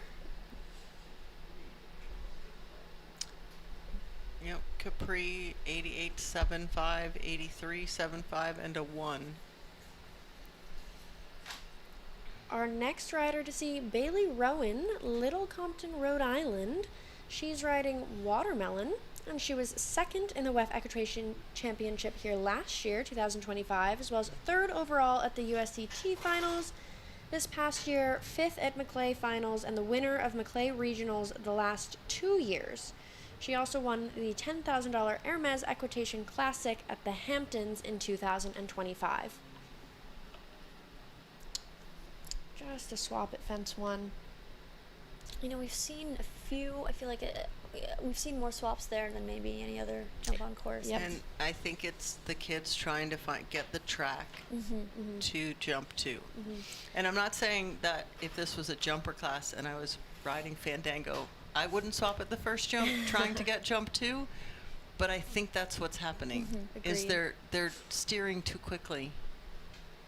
Just a little stutter at that fence. You know, Bailey's had such a fantastic year with this horse. She rides this horse so well. But for me, started a little bit under pace. And I think that that's the problem here. Because usually she's so forward and so bold. And we've seen just a couple of instances, you know, fence 1. And then again, that horse head vertical where the horse was just a little slow to come off the ground. But it'd be interesting to see what the judges see from there in different angles.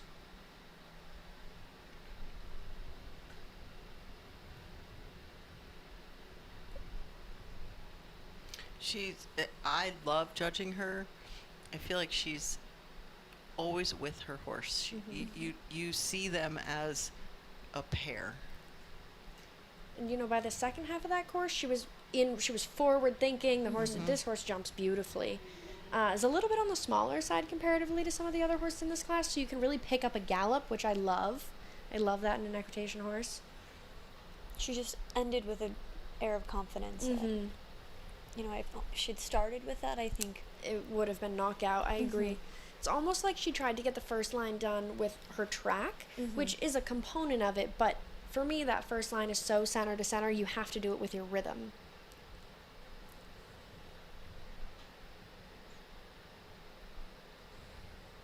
And going back to what I was saying about thinking ahead, there's an element of thinking about the next line, but also thinking ahead in terms of that is maybe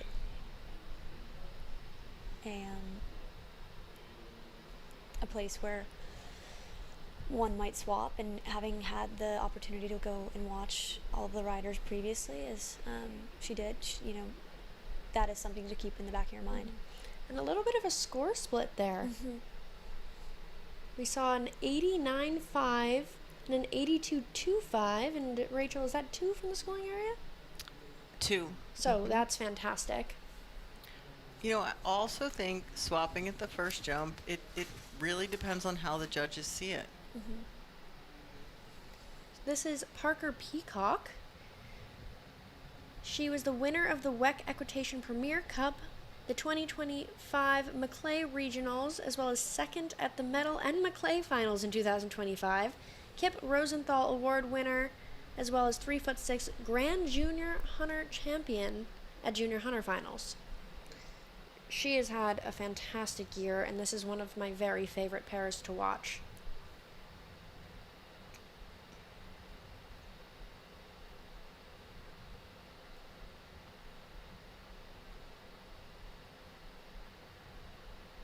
I believe she trains with Ken and Emily Smith.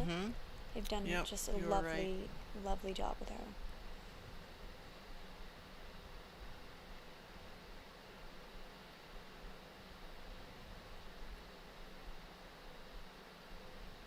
Again, just really keeping her cool. Oh. A little up. See that horse shy away from the decoration? She did not let it phase her. Not even a little bit.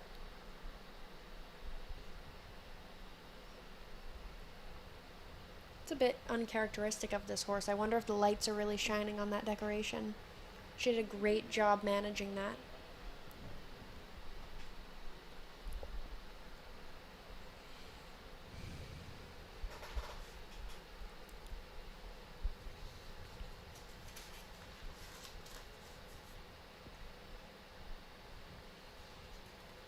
So a reminder, these riders are coming back in reverse order of points for this season so far. So we are getting down into our top group of riders.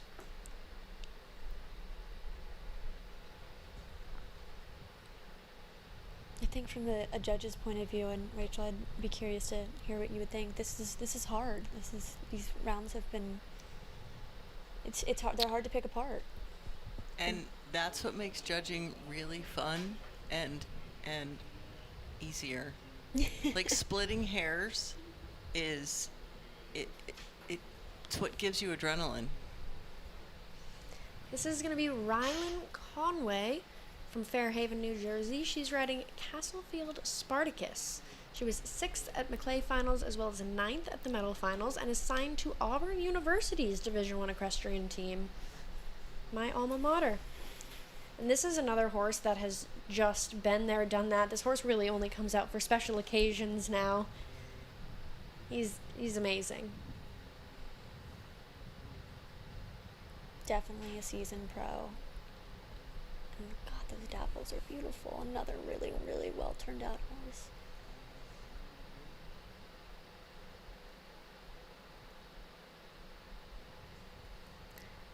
You can see it in his expression. He knows his job. He knows exactly where he is, what this class is.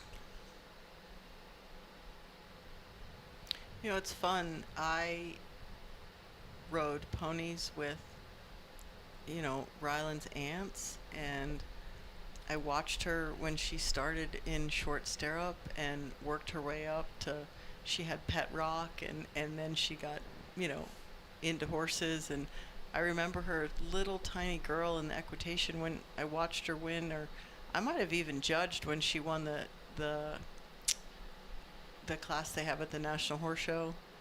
But to see her now, and she jumps, high junior jumper in big classes, and I've watched her all the way from the start. This has been, well, I don't want to say anything until she finishes the last jump, but that was quite lovely. That's fantastic. That was exactly what I think she was hoping to put forward. Speaking of Pet Rock, what an amazing pony. Yeah. Yep. While there may not be equitation horses from my era still going, there certainly are ponies, which is just unbelievable. I believe that Pet Rock is a lifelong member of the Ward family now.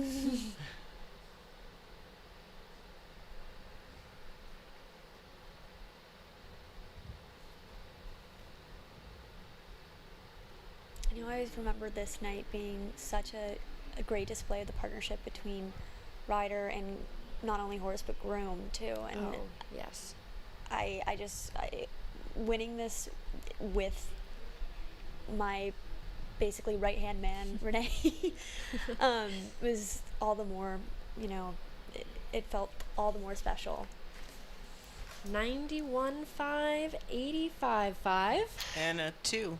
2 from the schooling area. We've seen a lot of 2s, and that is not handed out easily. Have we seen any negatives? One negative, One negative so far. I marked it on here. Our next rider is Colin Sweetnam. Colin Sweetnam from Wellington, Florida.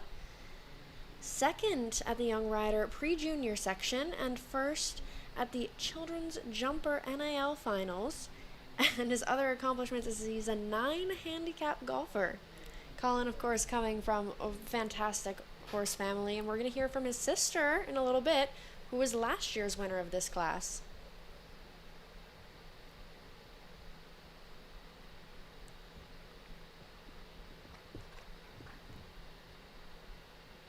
He's riding Kensington.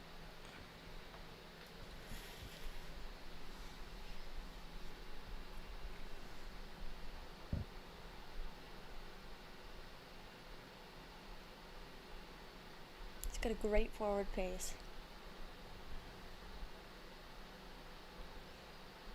It's nice to see.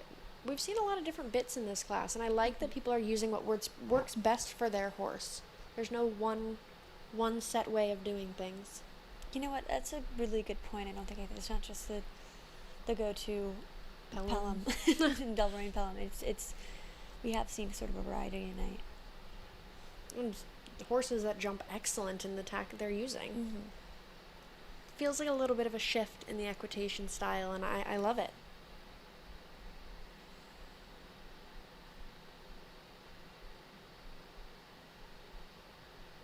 This horse is another really good jumper.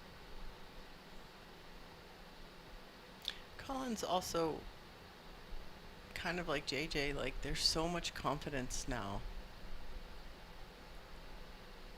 And I think it's because he's getting to do it on the right horses. That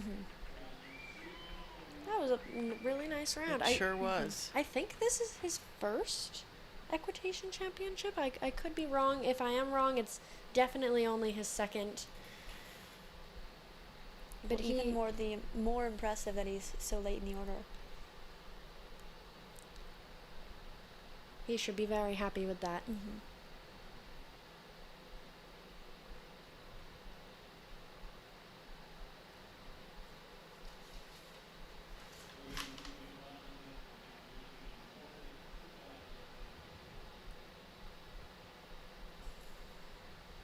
82.5, 87.25.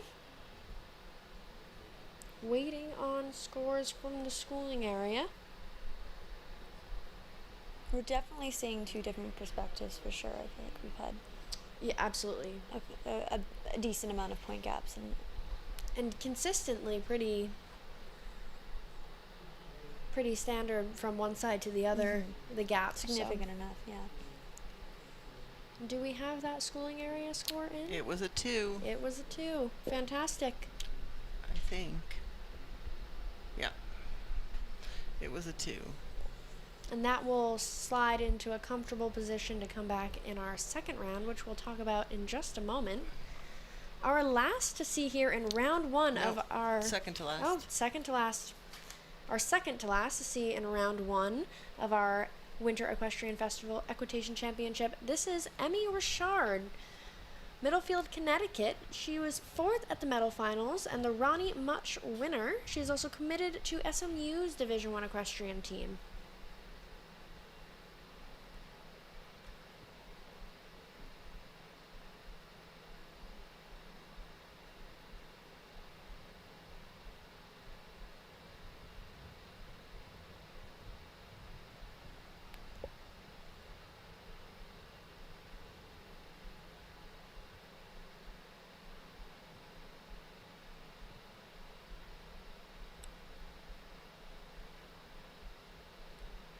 Very well executed, yeah.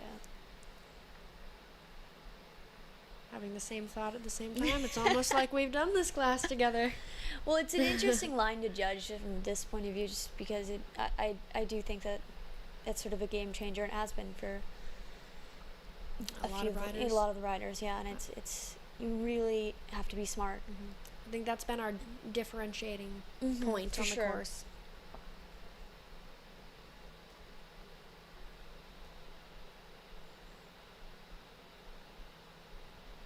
Beautiful.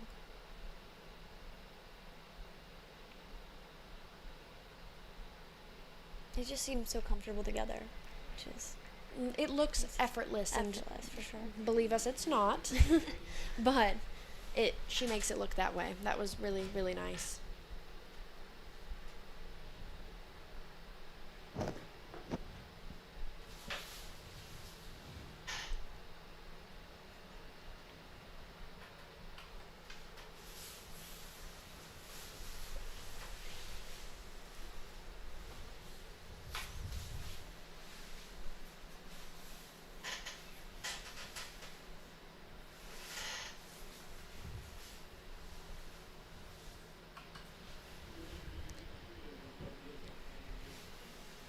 $87.75, $85.75.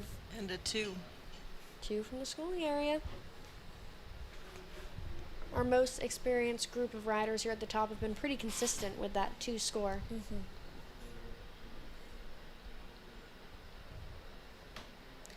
It's also a thing we might not be thinking about up here, but going last, of course, you get to watch a lot. It's a huge advantage, but you also have the schooling area to yourself, which makes it a little bit easier. And you do have that pressure added on that you are the last to go, though, that does make it more challenging. This is going to be Brooke Haggerty. She's riding the original, and she's our rider with the most points. So she has the advantage of going last here in our Winter Equestrian Festival Equitation Championship Round 1. Round 2, riders will come back in reverse order of score from Round 1. This is just such a lovely horse. I've watched this horse go countless times and just can't say anything but great things. Oh. That's too bad. That was too bad. I mean, the jumps were still fine, but it's too bad that he tripped and then, kind of overreacted to it. But she didn't take her eye off the jump. Now he's just really alert. Yeah, I probably would have done the same thing. Yeah, that's so hard. It's, again, you've trained, she's put in the work, and you come out here and it's just not your night. Things happen. I agree with you. That was the right choice. She circled that. She gave her horse a fair shot at this. Just some things completely out of your control. It's part of the sport. Just uncharacteristic. She jumps a million courses on I'm sure she's shown this horse a million times, and tonight he happened to be having an off night. This is a lot of environment. I think she's going to choose to retire. I agree with that decision. Her horse is clearly not feeling himself, and she has a lot of experience in the championship pressure position. So that's unfortunate, but we will definitely see her back. But that's also horsemanship. Absolutely. All right, we are going to take a quick drag break, and you're going to hear from last year's winner. You're going to hear from Olivia here in just a moment, and then we will talk a little bit about round 2. So stay tuned. Don't go anywhere.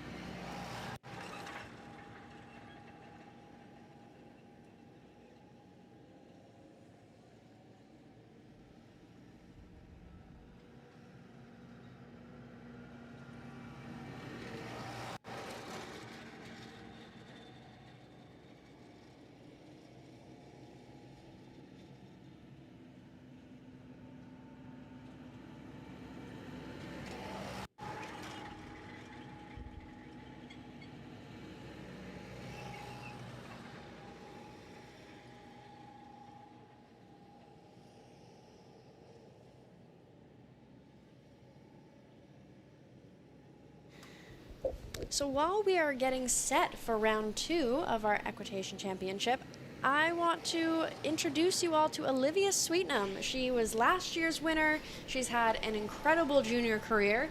She is a rider that's been in the hunter ring, the jumper ring, the pony ring, but really shown in the equitation.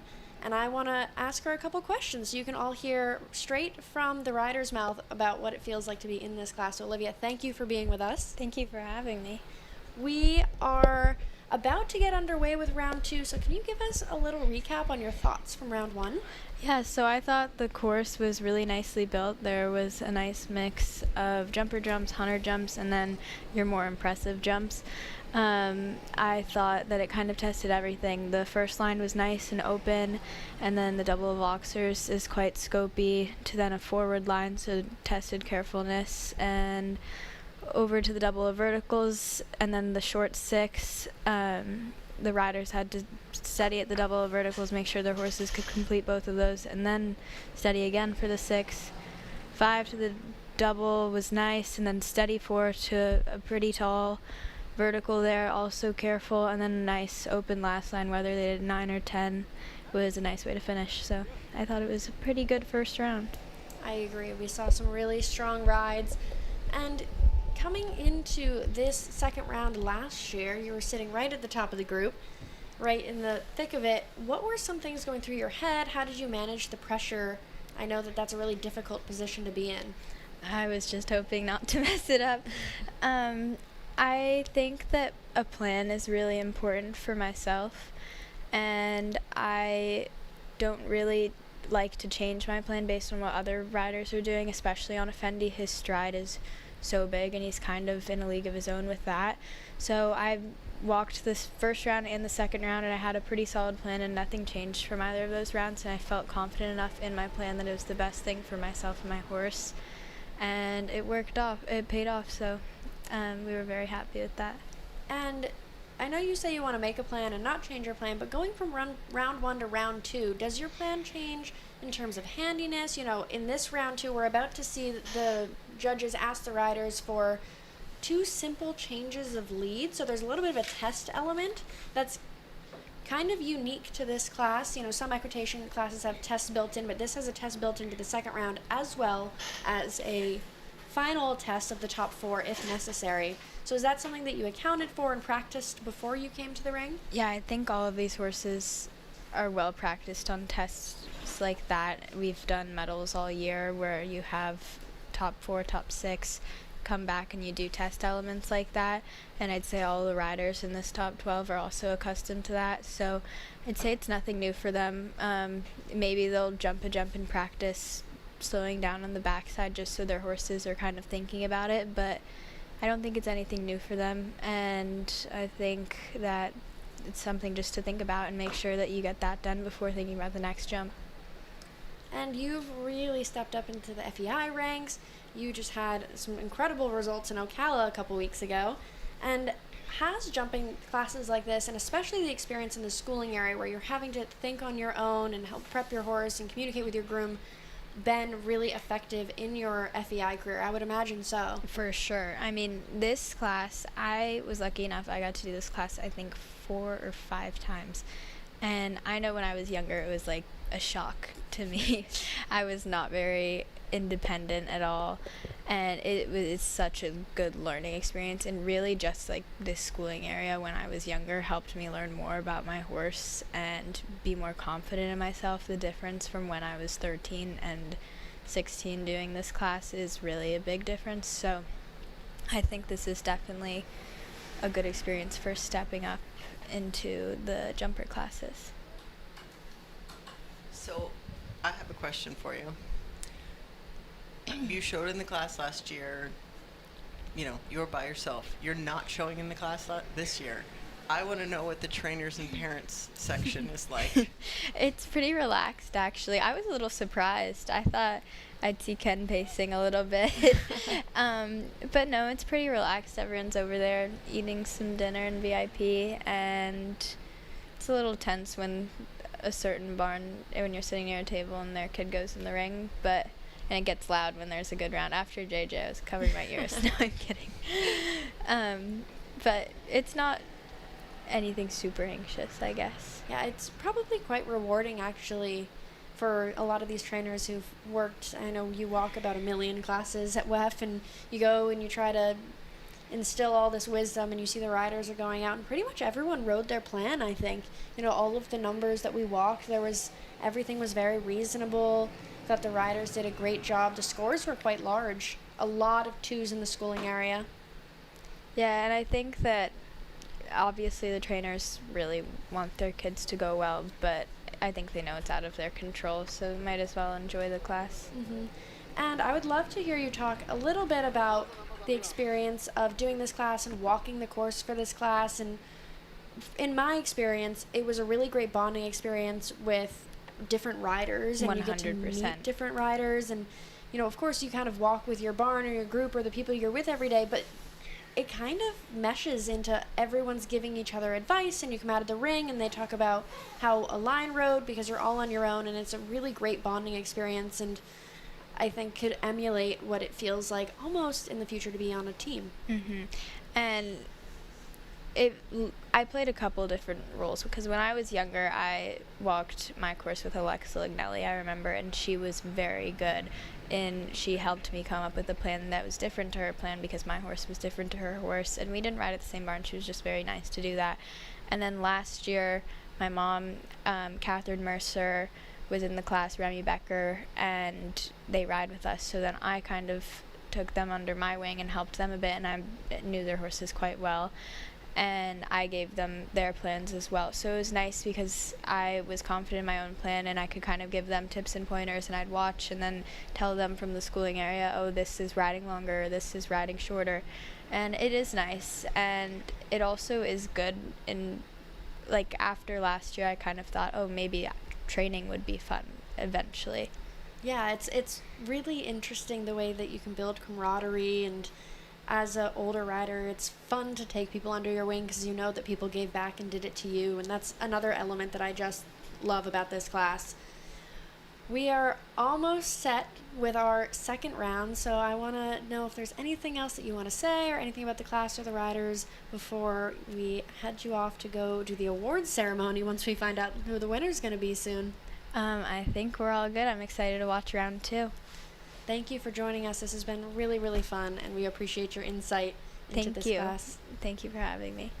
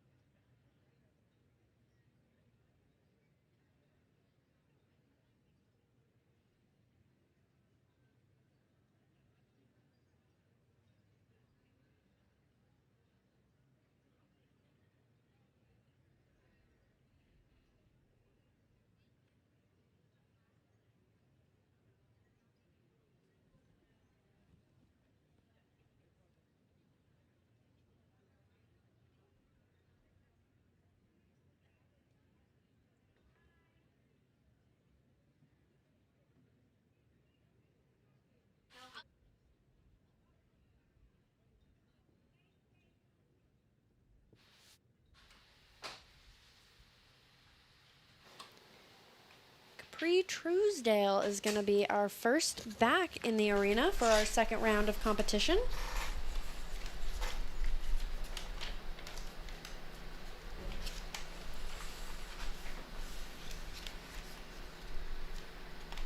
We just saw her execute that change of lead really nicely.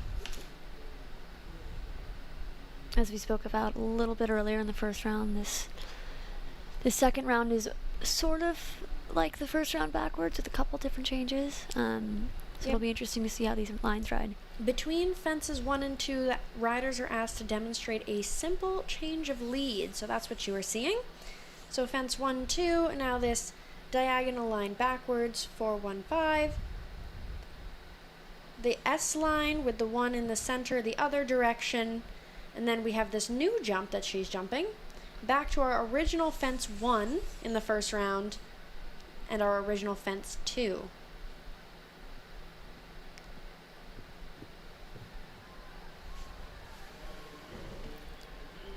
Round 2, the top 12 scores returning for the second round in reverse order of points. Panel 1 scores tiebreakers in this round.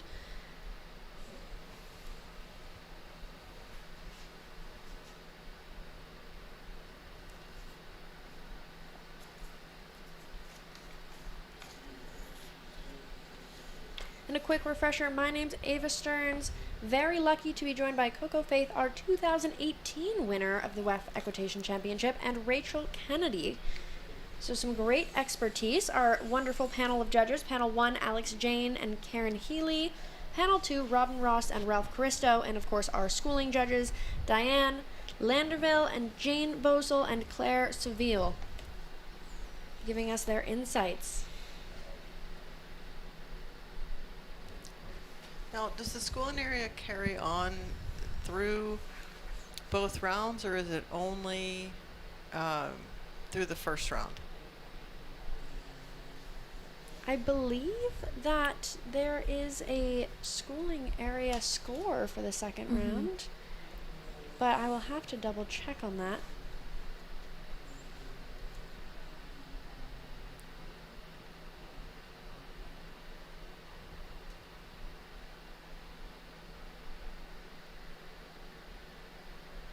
I think it'll be interesting to see what the judges end up preferring, if one or the other, whether that's the simple change through the walk or through the trot?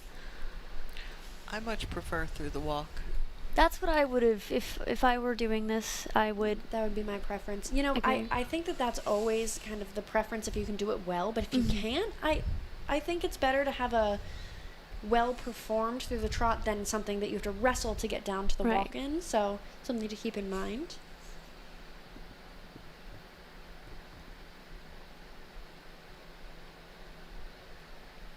We spoke a little bit about how now that last line, which was initially in the first round, the first line will change a little bit how it's being ridden, and curious to see how that will sort of pan out with these riders now that they've ridden much of this course just in the other direction. And Rachel, to answer your previous question, the schooling judges will observe the schooling area and give a score ranging from +2 to -2 points after both the first and second rounds of schooling. So yes, this is for both the first round and second round, but will not be a factor if we have a top 4 test. So essentially these riders are given another chance to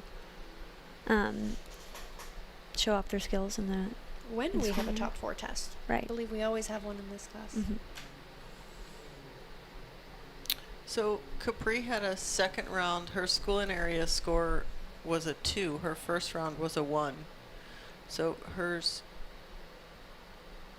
you know, she learned something from the first. And like I was mentioning earlier, I'm not down at the gate, but I hope that these riders are taking the opportunity to ask, you know, maybe what you had a mistake in the first round between rounds and fix it for the second round. I think that shows a lot of initiative. That was well done. Really well done. Bailey's a very methodical rider. She's things like halts and tests. Every time I've seen her do them, she's very intentional, very clean with them.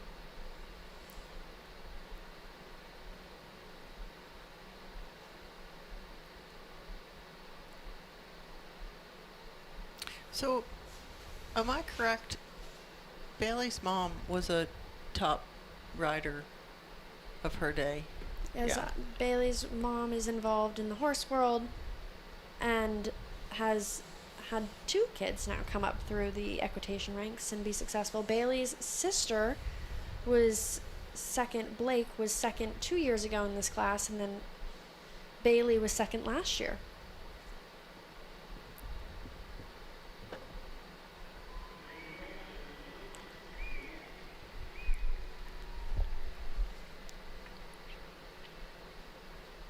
I love to see these families, whether their parents are involved or not, all have this shared passion for horses, and specifically the equitation and in general, and just really get to learn from each other, because there's no one you can truly talk to like your siblings and get advice from. So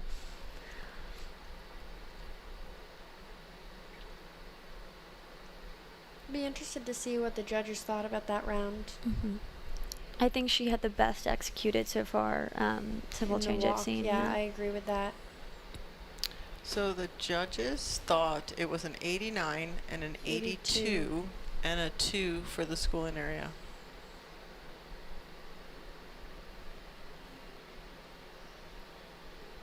Okay, a little peak there, but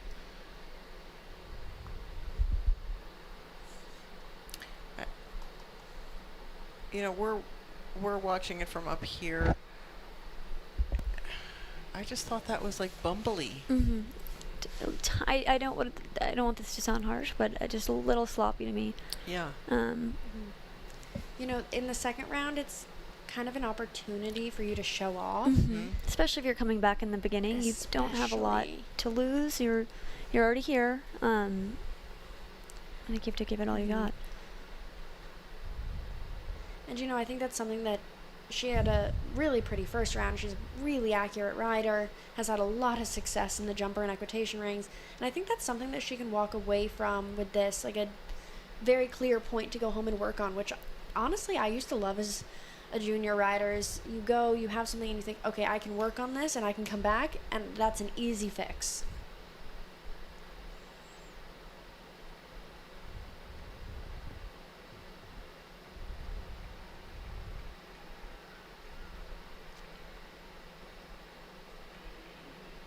Caitlin Link wrapping up her round there. I do think it's a nice question to add to the second round, just because it really demonstrates the amount of control. And I love the intentional question of fence 1 being an oxer, so you have to get up to pace from the gate, cross the oxer, bring your horse all the way back, preferably to a walk or a trot. You know, you have to bring them all the way back, and then change your lead and ramp back up again. It's a hard thing to do. Well, it isn't like the following jump is just a vertical. I mean, it's a wall. It's not. You're peaking at that too. Yeah, you need to have real pace and support them. However, I do think it's also in the beginning of the course, which helps a little bit as well. It's not totally towards the end. It's a really good question, in my opinion. Agreed. Our course designer, Andy Christensen and Jamie Murillo, done a really nice job with these questions tonight. So 85, 86, and a 2.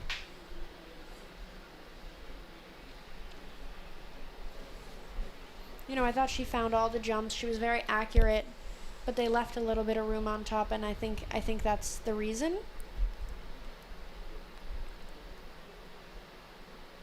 Violet Tatum coming back.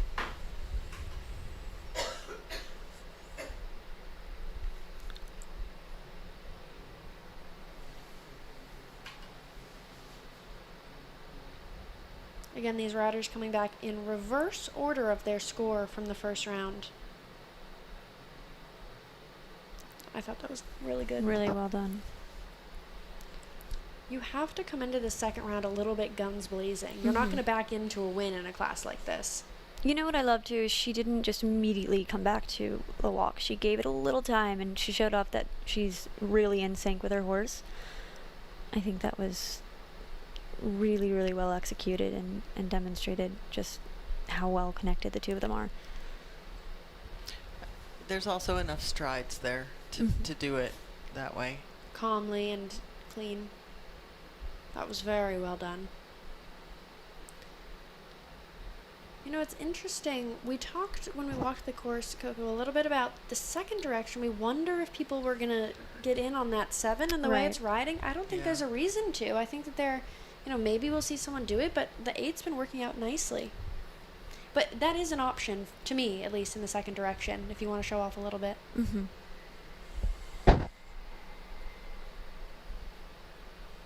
I think it's riding quite evenly, and again, I think when we walked, which, you know, to the people who want early's credit, I thought there were going to be a few more discrepancies with the striding, and really, I agree. There was a couple of lines that walked a little bit on the half stride, and we both talked while we were walking about, you know, I think this would be my plan, but the door's open for other interpretation, and especially the riders, usually our younger group of riders with a little bit less experience at the top of the class, had a plan, stuck to it, executed it well.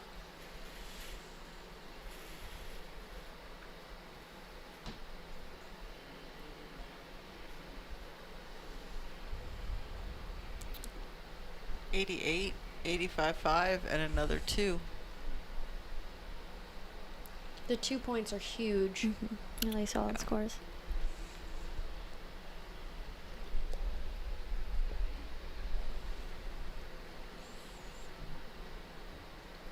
But again, in this second round, I keep saying it, but you've had a chance to ask questions, ask about your previous mistakes, so there's really not a reason you should not be getting positive points in the schooling area at this point in the night. Just a little trip.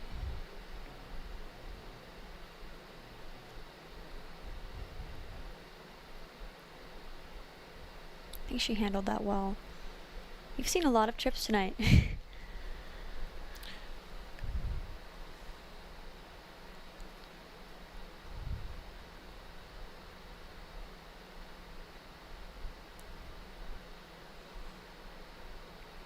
I don't think anyone realizes, as nice as the footing is and as hard as the footing crew works, how many rounds are in these rings in the last, you know, it feels like 100 weeks. Oh my God, yeah. And how many jumps are jumped on the footing. And I think she's done a good job not letting it bother her. I like this pace that she has in the second half of the course. That's the open 7 we walked. That's another line where you walk it and you think it's a bit 7.5. I love the idea, especially for the bigger moving horses, that forward-thinking 7 towards the end. Of course, if you have a smaller horse and that's not the right question, I think you can absolutely well execute the 8 well. But if you have the opportunity and you have the horse for it, I like that option, especially for this pair. I agree. I really like how she finished. Again, we're still in the beginning of the second round, and these riders will need to make their mark if they would like to move up. I think that that's a place to do so. she went into 4th, 86, 84, and a 2. All 2s from the schooling area so far.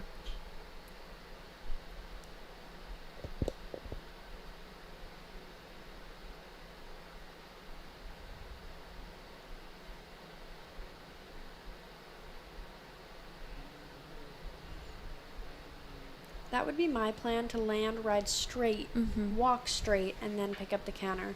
I liked that. This is Emmy Richard back for the second round. Beautiful second jump. That was lovely.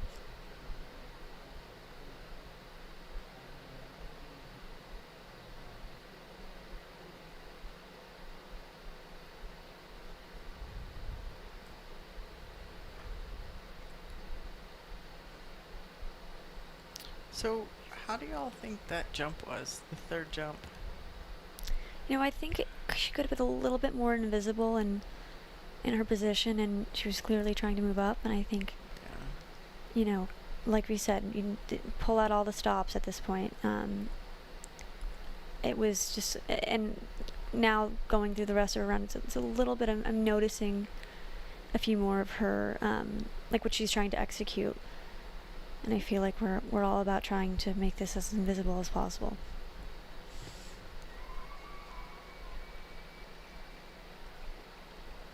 But still, another great round. Yeah, and really, especially in the second round, in a championship like this where the riders have to qualify in a 12-week period, 11-week period so far, it starts to come down to those minute details. And that's the great thing about being able to come back and do this class year after year and get all the preparation for it, is those are the things you learn. I mean, I was lucky enough to do this class, I think 5 or 6 times, and you grow with this class, and it's really a fun part of it.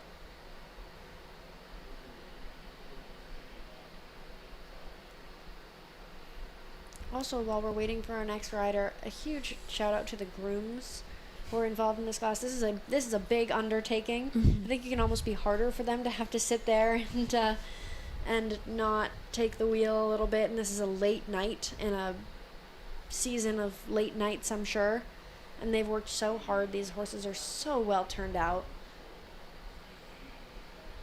And like you were mentioning earlier, I remember being so excited for this class when I would have a good outcome, and your groom was so excited. And they're so invested in our success. So invested. It's one of the best things, best parts of it. And what's so great about being at one of, or having the experience to have been a big equitation barn that we both had, you have these little families, and they include all of the people you get to work with, including your grooms, and it's just a really special connection that I don't think you get again after the equitation, and it really resonated with me after I aged out. Absolutely. Amelia Burnside from Sag Harbor, New York. I loved her first round. I thought it was very well done.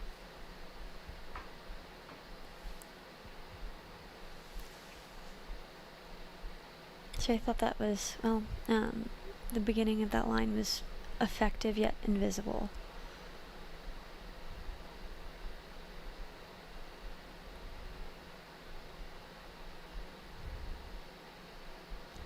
that's exactly the right idea. That one is short, deceptively short. So she rode up in the first half of that 6 so she could slow down. That's the question. You do not want to come steamrolling into that delicate split rail, short one stride. That was done really well. She cut a great one in and just rode it, and then that last line was beautiful. Rachel, what are your thoughts? I can't get over the connection. It just like you don't see the strides. The horse just like leaves the ground, lands, canters away, and really it's so smooth. It's really, really smooth. Now this horse has a really magical quality of when it's smooth like this, it's so effortless. Yeah. 90 and 88. Top score, right to the top of the group, to my knowledge, right? Schooling area? It's not up yet. Let me see.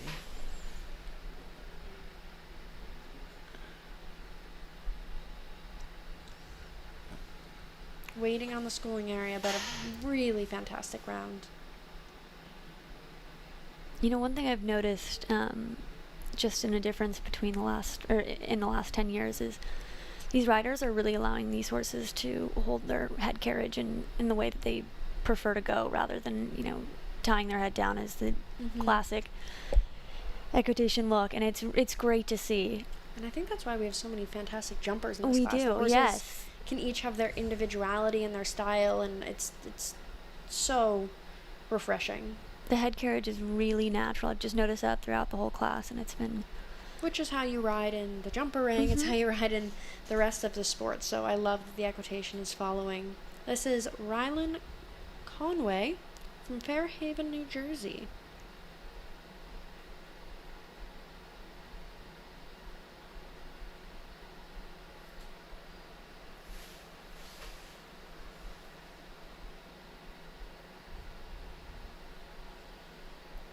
Really committing to that early. That was well done. She didn't catch the best one in, but she really made it work. You could hear a little cluck over the top of the oxer. I love that. Helped her horse finish the oxer. That was, again, just smooth and nice and consistent and organized. That's one of the most impressive things to me is these riders, you're out in the schooling area, you can't see the ring, you're really not watching, which is different this year. Previous years they've warmed up in a sectioned off piece of the interior arena. I was going to ask. I had thought that was the a standard practice. Yeah, it's a little bit different this year. So you're out back, and for those of you that maybe haven't been to this event, there's a giant archway, but you have no visibility into the ring. Maybe they have the screen on, but they have no visibility. They're back there with all the pressure, and every single rider has come in so far and executed a very exact, very organized, thoughtful plan. Again, this is all preparation for the future, and I think the changes they making this more similar to a Saturday Night Lights class it's helpful. It's going to help some of these riders that pursue this further have that confidence and that experience. And this is Faith Schudmeyer,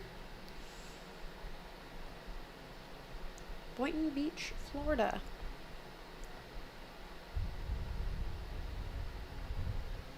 And I believe our last rider with a pair of 87 5s. I think that might have put her into first.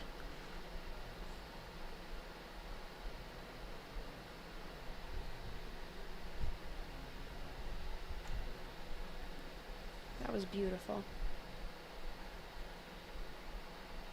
This is a real up-and-coming horse, I think. It's lovely. Especially for maybe not having that much championship experience so far under his belt. He's really well-minded. Olivia mentioned that she won the 100,000 in Traverse City, which it was a night class without lights, she said. Yeah. So this would be his first class under the lights.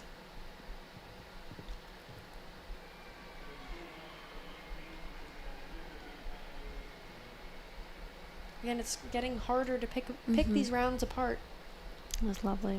If I had to choose anything, I'd say wasn't my favorite transition, but it was still, I mean, just beautiful. What a horse to watch for sure.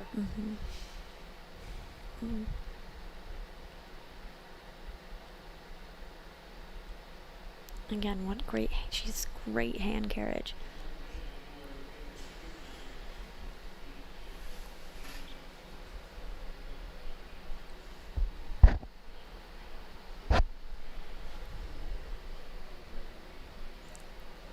I think we have some big scores coming our way. We have 89.5 and a 90 and a score of 2. And that's going to take over the lead. We've had, I think, 5 lead changes in the last 5 rounds. It's just really solid trip after solid trip.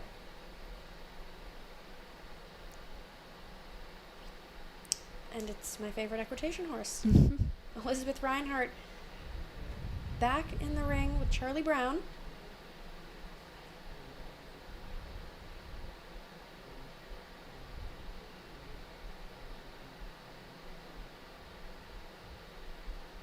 That was really, really well executed.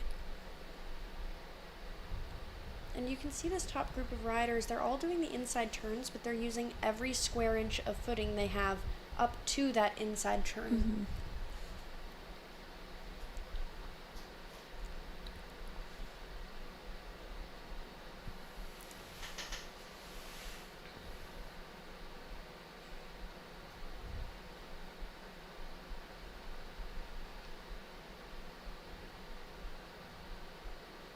Hard to tell from the front angle. The horse gave a big effort over the oxer.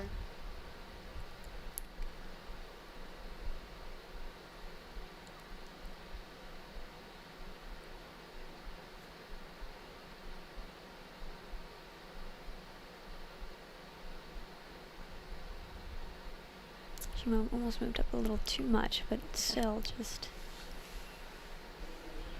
I loved how forward that round was, too. I mean, this horse is just such a pleasure to watch every single time he walks into the ring. His ears are pricked forward. He's jumping in excellent style. Clearly loves his job.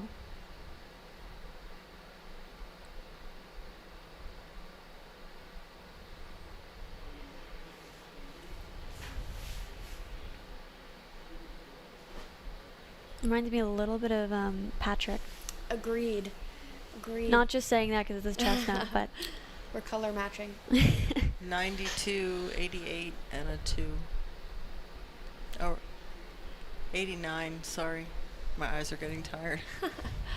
Yeah, I mean, that was, again, it's just fun to watch. It's energized. The horse is jumping great. She's accurate, light in the tack. And this is our rider with the biggest score from round 1. A pretty big lead over everyone else. JJ Toronto.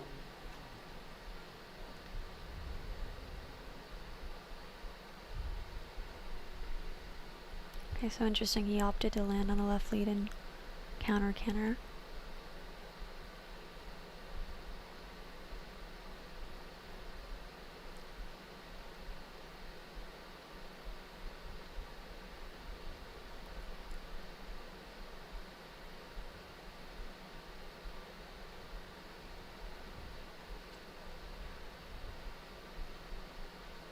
I'm interested how the judges will feel. I quite like that. I like to see something different. And I think he just let this horse land a lead, and then in his mind he had plenty of strides to do whatever he needed to do.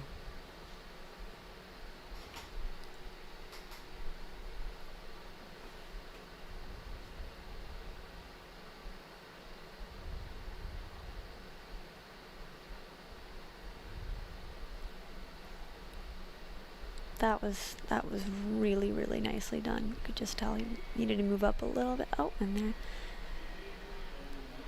Beautiful. This horse is a fantastic horse. JJ's a fantastic rider. I mean, it's a lovely match. Again, another one that's just such a pleasure to watch. Like I said, little springs in his feet. It's just And it's so cool to know that he had this whole other life. And was very successful in it. And there's something really to be said for a horse that can step so elegantly into multiple roles and have so much success. Wow, yeah. So we had all twos. All twos in the second twos. round. Yeah. I think the riders should be really, really proud of that. Yep. Now we just wait and see. Our final four testing. So scores of 85, 91, and 2 from the schooling area is going to put JJ Toronto comfortably ahead of the pack. We are going to wait to hear the direction from our judges.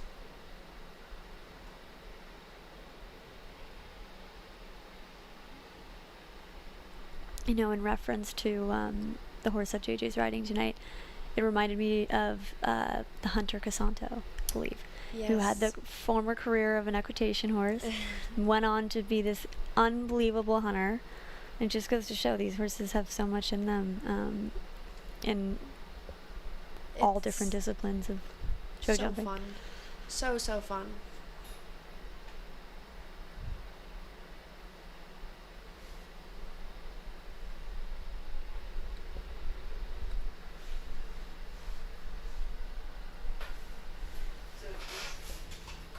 You see the judges walking across the ring. They're gonna apparently judge the test sitting together. Oh no, maybe there's no test. I see them coming in with ribbons.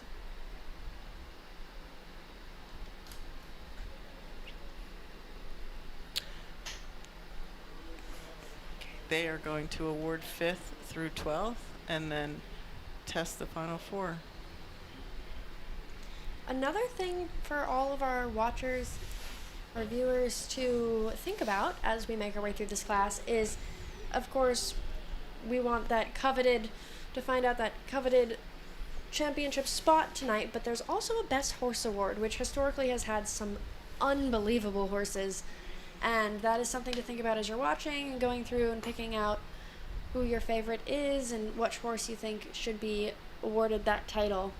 It's one of my favorite things that we do at these equitation championships because these horses are truly magical. I mean, this is a lot. This is late. It's way past everyone's bedtime, and these horses have not put a foot wrong. So we are going to let you watch this presentation, and then we will be back underway in just a moment with our top 4 riders.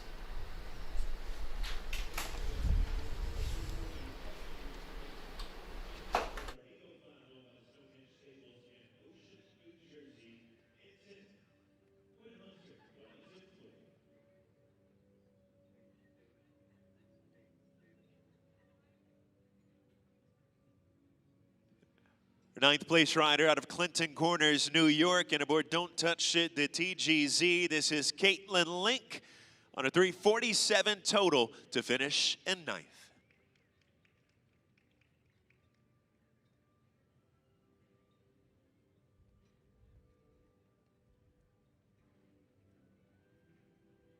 In 8th, Capri Truesdell of Greenwich, Connecticut.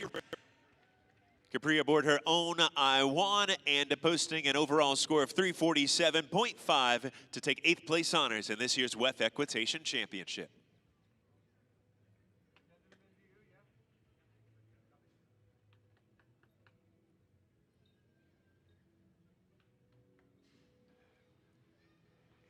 In 7th, Emmy Richard of Middlefield, Connecticut, with a total of 350 points over the 2 rounds of competition.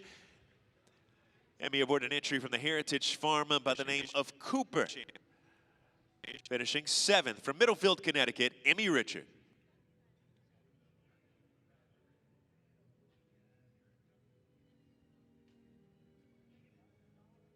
In 6th, this is a Violet Tatum of Los Angeles, California, aboard the Wolfstone Stables and Sales Tanzanite de Semilly.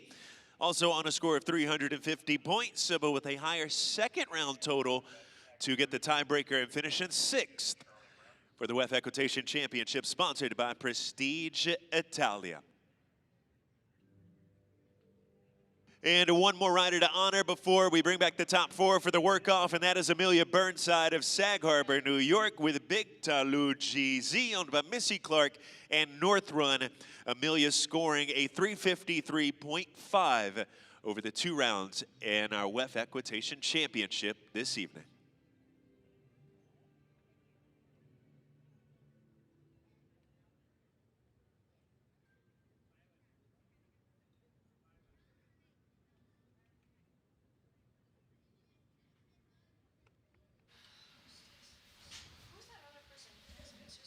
Congratulations once again to all of our riders finishing 5th through 12th. And this year's WEF Equitation Championship sponsored by Prestige Italia. Now we bring back our top 4 riders for our final work-off to determine this year's champion.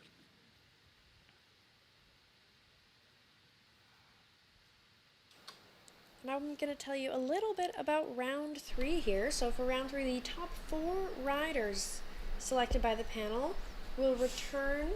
In the event of a tiebreaker, we will have the highest score from round 2 will be the tiebreaker, but we did not have that situation tonight. So all 4 riders will enter the arena for further testing. And this can include tests 1 through 23 as found in the USEF rulebook. No scores announced for the final round. So we are waiting to hear from our judges what that test will be. This is a pressure cooker. This is the really hard part. Mm-hmm. And especially to be leading throughout and come back, as we all know, it's just. There's a couple of times where you and I were testing together in this class, and I remember the feeling. And luckily, one of the great things about this class is that riders come together and help each other. And I remember you could see them all talking and going over the plan. Like I said before, the camaraderie they might is. have the test. I don't think we do.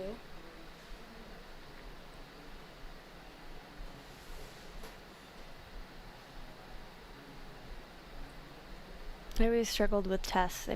It's a lot of quick thinking, and when you have a course to learn, you have time in between the course walk and your class, and this you've got with a test you have very limited amount of time to execute, but very difficult.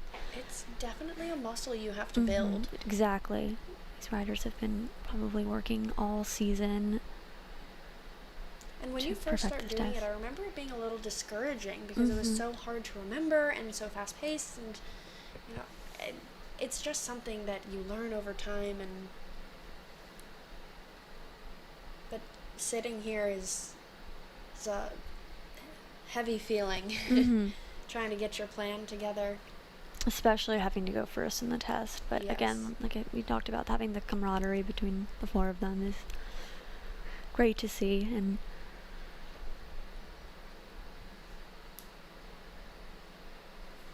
you can see a couple of riders letting their horse walk. It's smart to do, let them move around. Those are the riders that I believe are going first and in this test.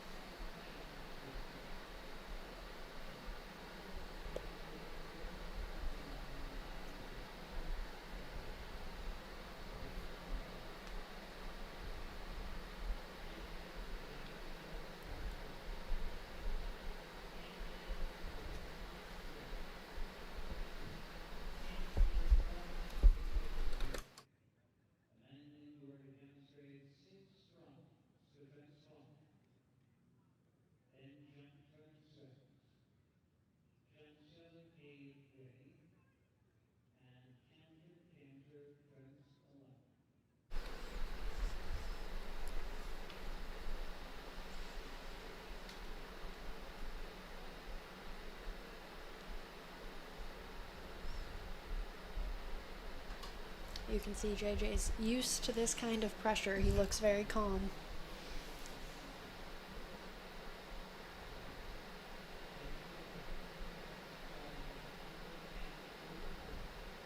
And here we go.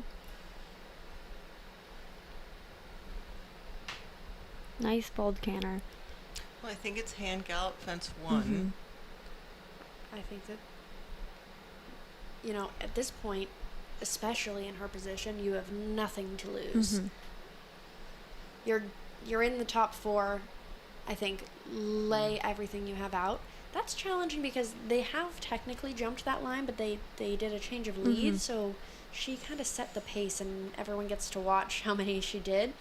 You know, I think we might see the rest of the group do one less than that. Right, and we didn't count when we originally walked that line, and starting at a hand gallop, and then I think they had to put 6 strides in there. In the diagonal line, correct. Which was originally 5.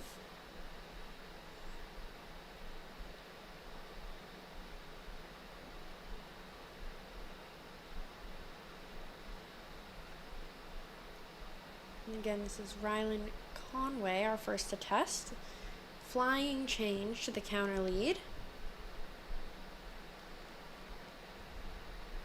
That's a hard thing to do. I thought she did a nice job. You know, I think now the riders know there's one less in that bending line. She was maybe a little bit deep there if I'm going to split hairs. What are your thoughts? Agree. I agree. But is there one less, or do they need to just fit it in earlier? That's about to be the question. That is the question. This is Faith Schudemeyer.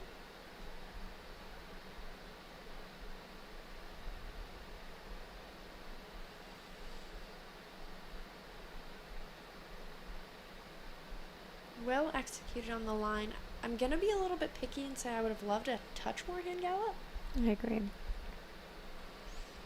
I think that's what makes the line so difficult, is having that hand gallop, but that's what the judges want to see. She did a good job. She had to fight for that. Nice, This is a big horse to fit 6 strides in.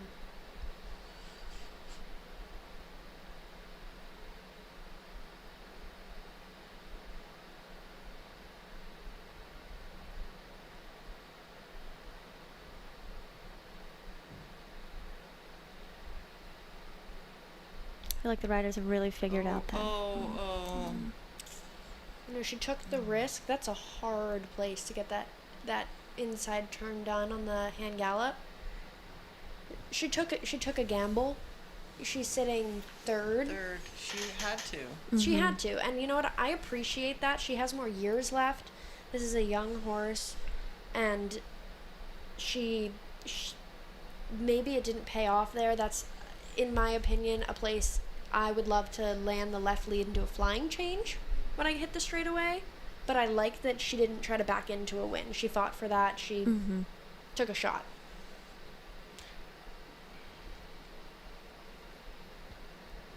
I think on the right horse, I like the landing the lead and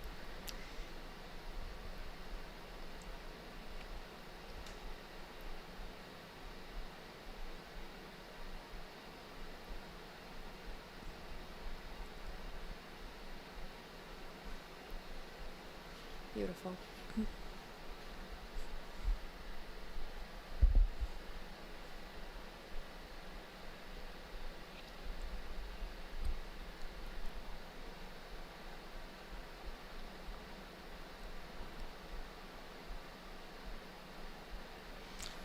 She fit that really well. This horse is so elastic, and he jumps so well from every distance. It's amazing.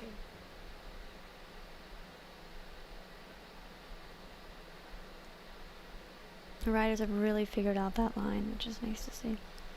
She took a shot as well.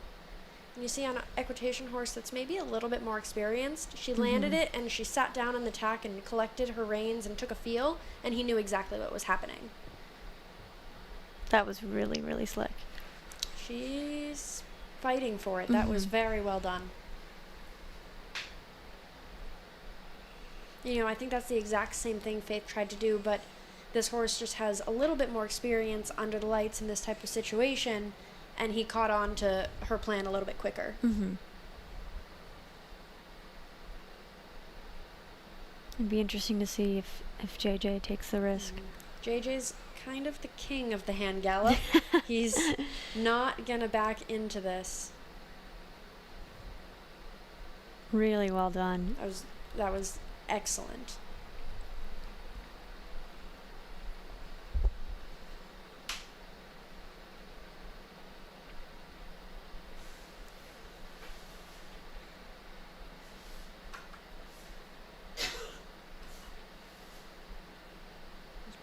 Beautifully done again. You would never know that that line wasn't a 6. Never know. 6 Invisible. even strides. Yeah, invisible is exactly the word.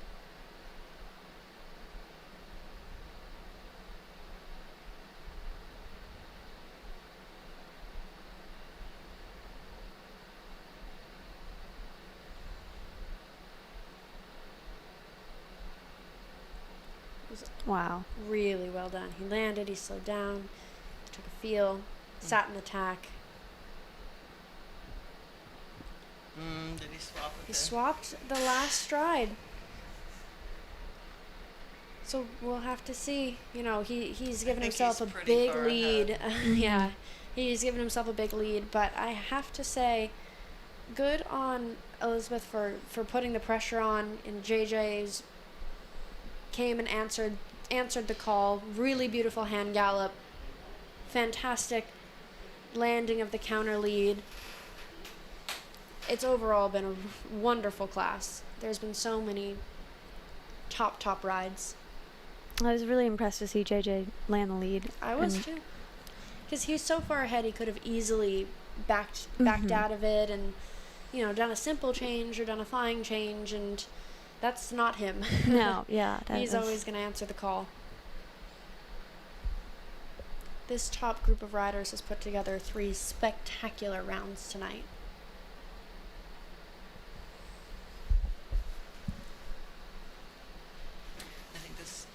Fun class to judge. Absolutely. It was really very close. You know, there were just, you know, a few little blips, but other than those few, it was quite stellar. Millimeters apart. Yeah. It was quite stellar. I'd be curious to see what the riders thought of how the course rode and or expectations versus what they walked. Because it almost felt like it was, I don't want to say simple at all. It wasn't, but it had redeeming factors, and I think it ended up being, it ended up showing a lot different than I thought it walked. I agree.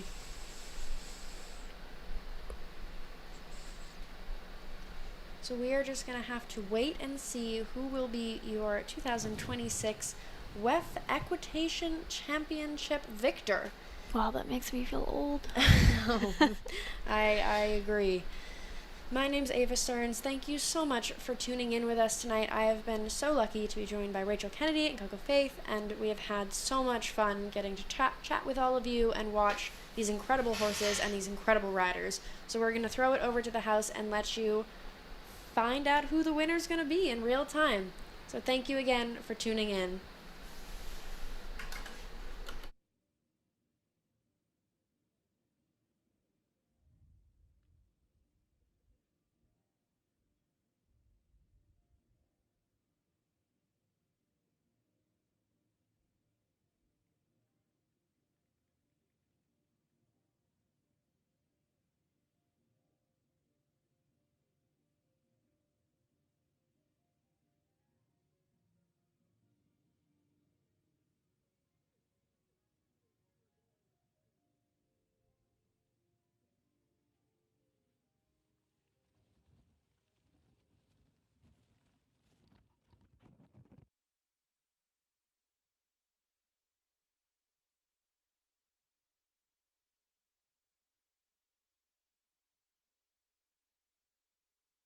Prestige Italia.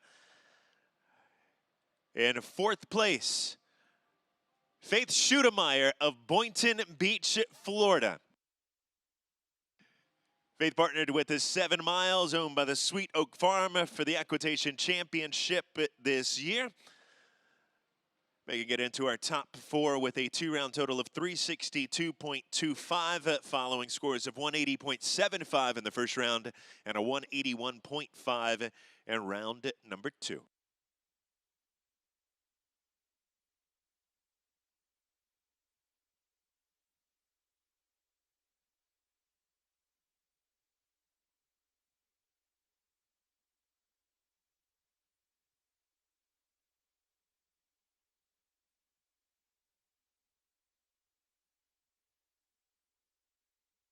Faith receiving individual scores of 91 and 87.75 in the first round and 89.5 and 90 in the second round, making it into our top 4. Congratulations to Faith Schudemeyer of Boynton Beach, 4th for 2026 in the WEF Equitation Championship.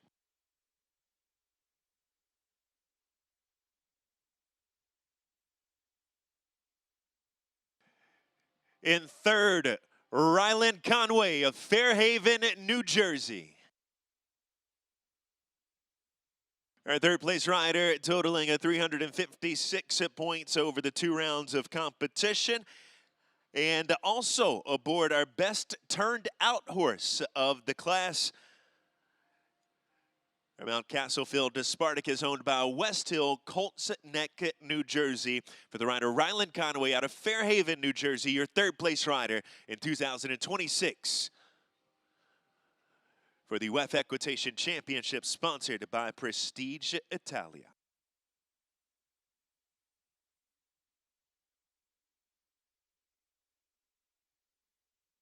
Marks in the first round of 91.5 and 87.5 from our 2 panels, and 87.5 and 89.5, the 2 scores coming in from round number 2 for Ryland Conway, your third place rider in 2026.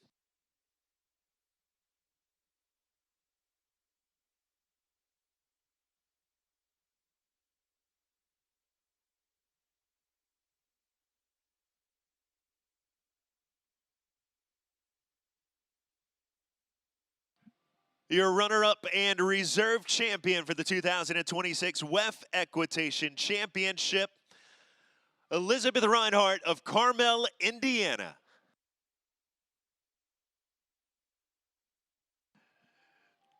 Elizabeth aboard our class action best equitation horse for this year's competition, her Mount Charlie Brown, owned by Charlotte Rossiter of Bluemont, Virginia. The class action best equitation horse given to the owner of the horse that's viewed as the true partner with the rider and rises to the occasion, presented this evening by Stacia Madden. Our rider out of Carmel, Indiana, finishing 2nd overall, our runner-up and reserve champion, following a 2-round total of 365, the second highest 2-round total on the evening for the WEF Equitation Championship this year.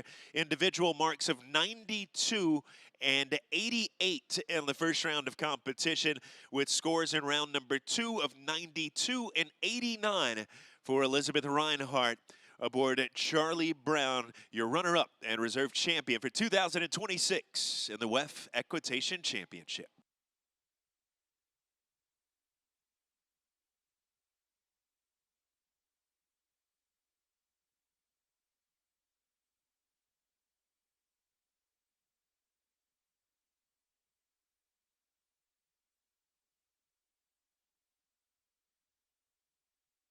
And your winner and the champion for 2026, fresh off the heels of the win and the U25 Series finale last week. Congratulations to JJ Toronto. JJ aboard Oak Groves Carlisle, your winning rider for the WEF Equitation Championship in 2026. JJ, the 2-round total of 379. Coming back as our 4th and final rider for the test, receiving individual marks of 92 and 88 for the first round and 92 and 89 in round number 2. Our highest scoring rider through both rounds of competition, and ultimately taking the top call here this evening and the championship honors. Congratulations to JJ Toronto. JJ's Mount Oak Groves Carlisle, owned by Austin Alliance, New Albany, Ohio. Our champion receives a new Prestige saddle with the stirrup leathers, a championship jacket, and gifts for their family. Compliments of Prestige Italia. The champion's trainer receives a gift bag from Prestige and a championship jacket as well. Congratulations to JJ Toronto, your champion in 2026 for our WEF Equitation Championship, sponsored by Prestige Italia.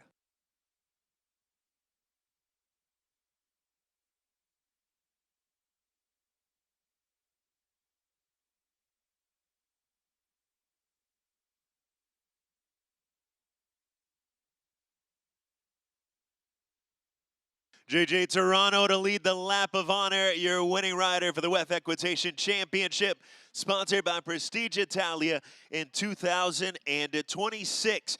Followed by the runner-up, Elizabeth Reinhardt, and second for the rider out of Carmel, Indiana. Third place honors going to Ryland Conway of Fairhaven, New Jersey. Faith Schudemeyer rounds out our top 4 out of Boynton Beach aboard 7 miles.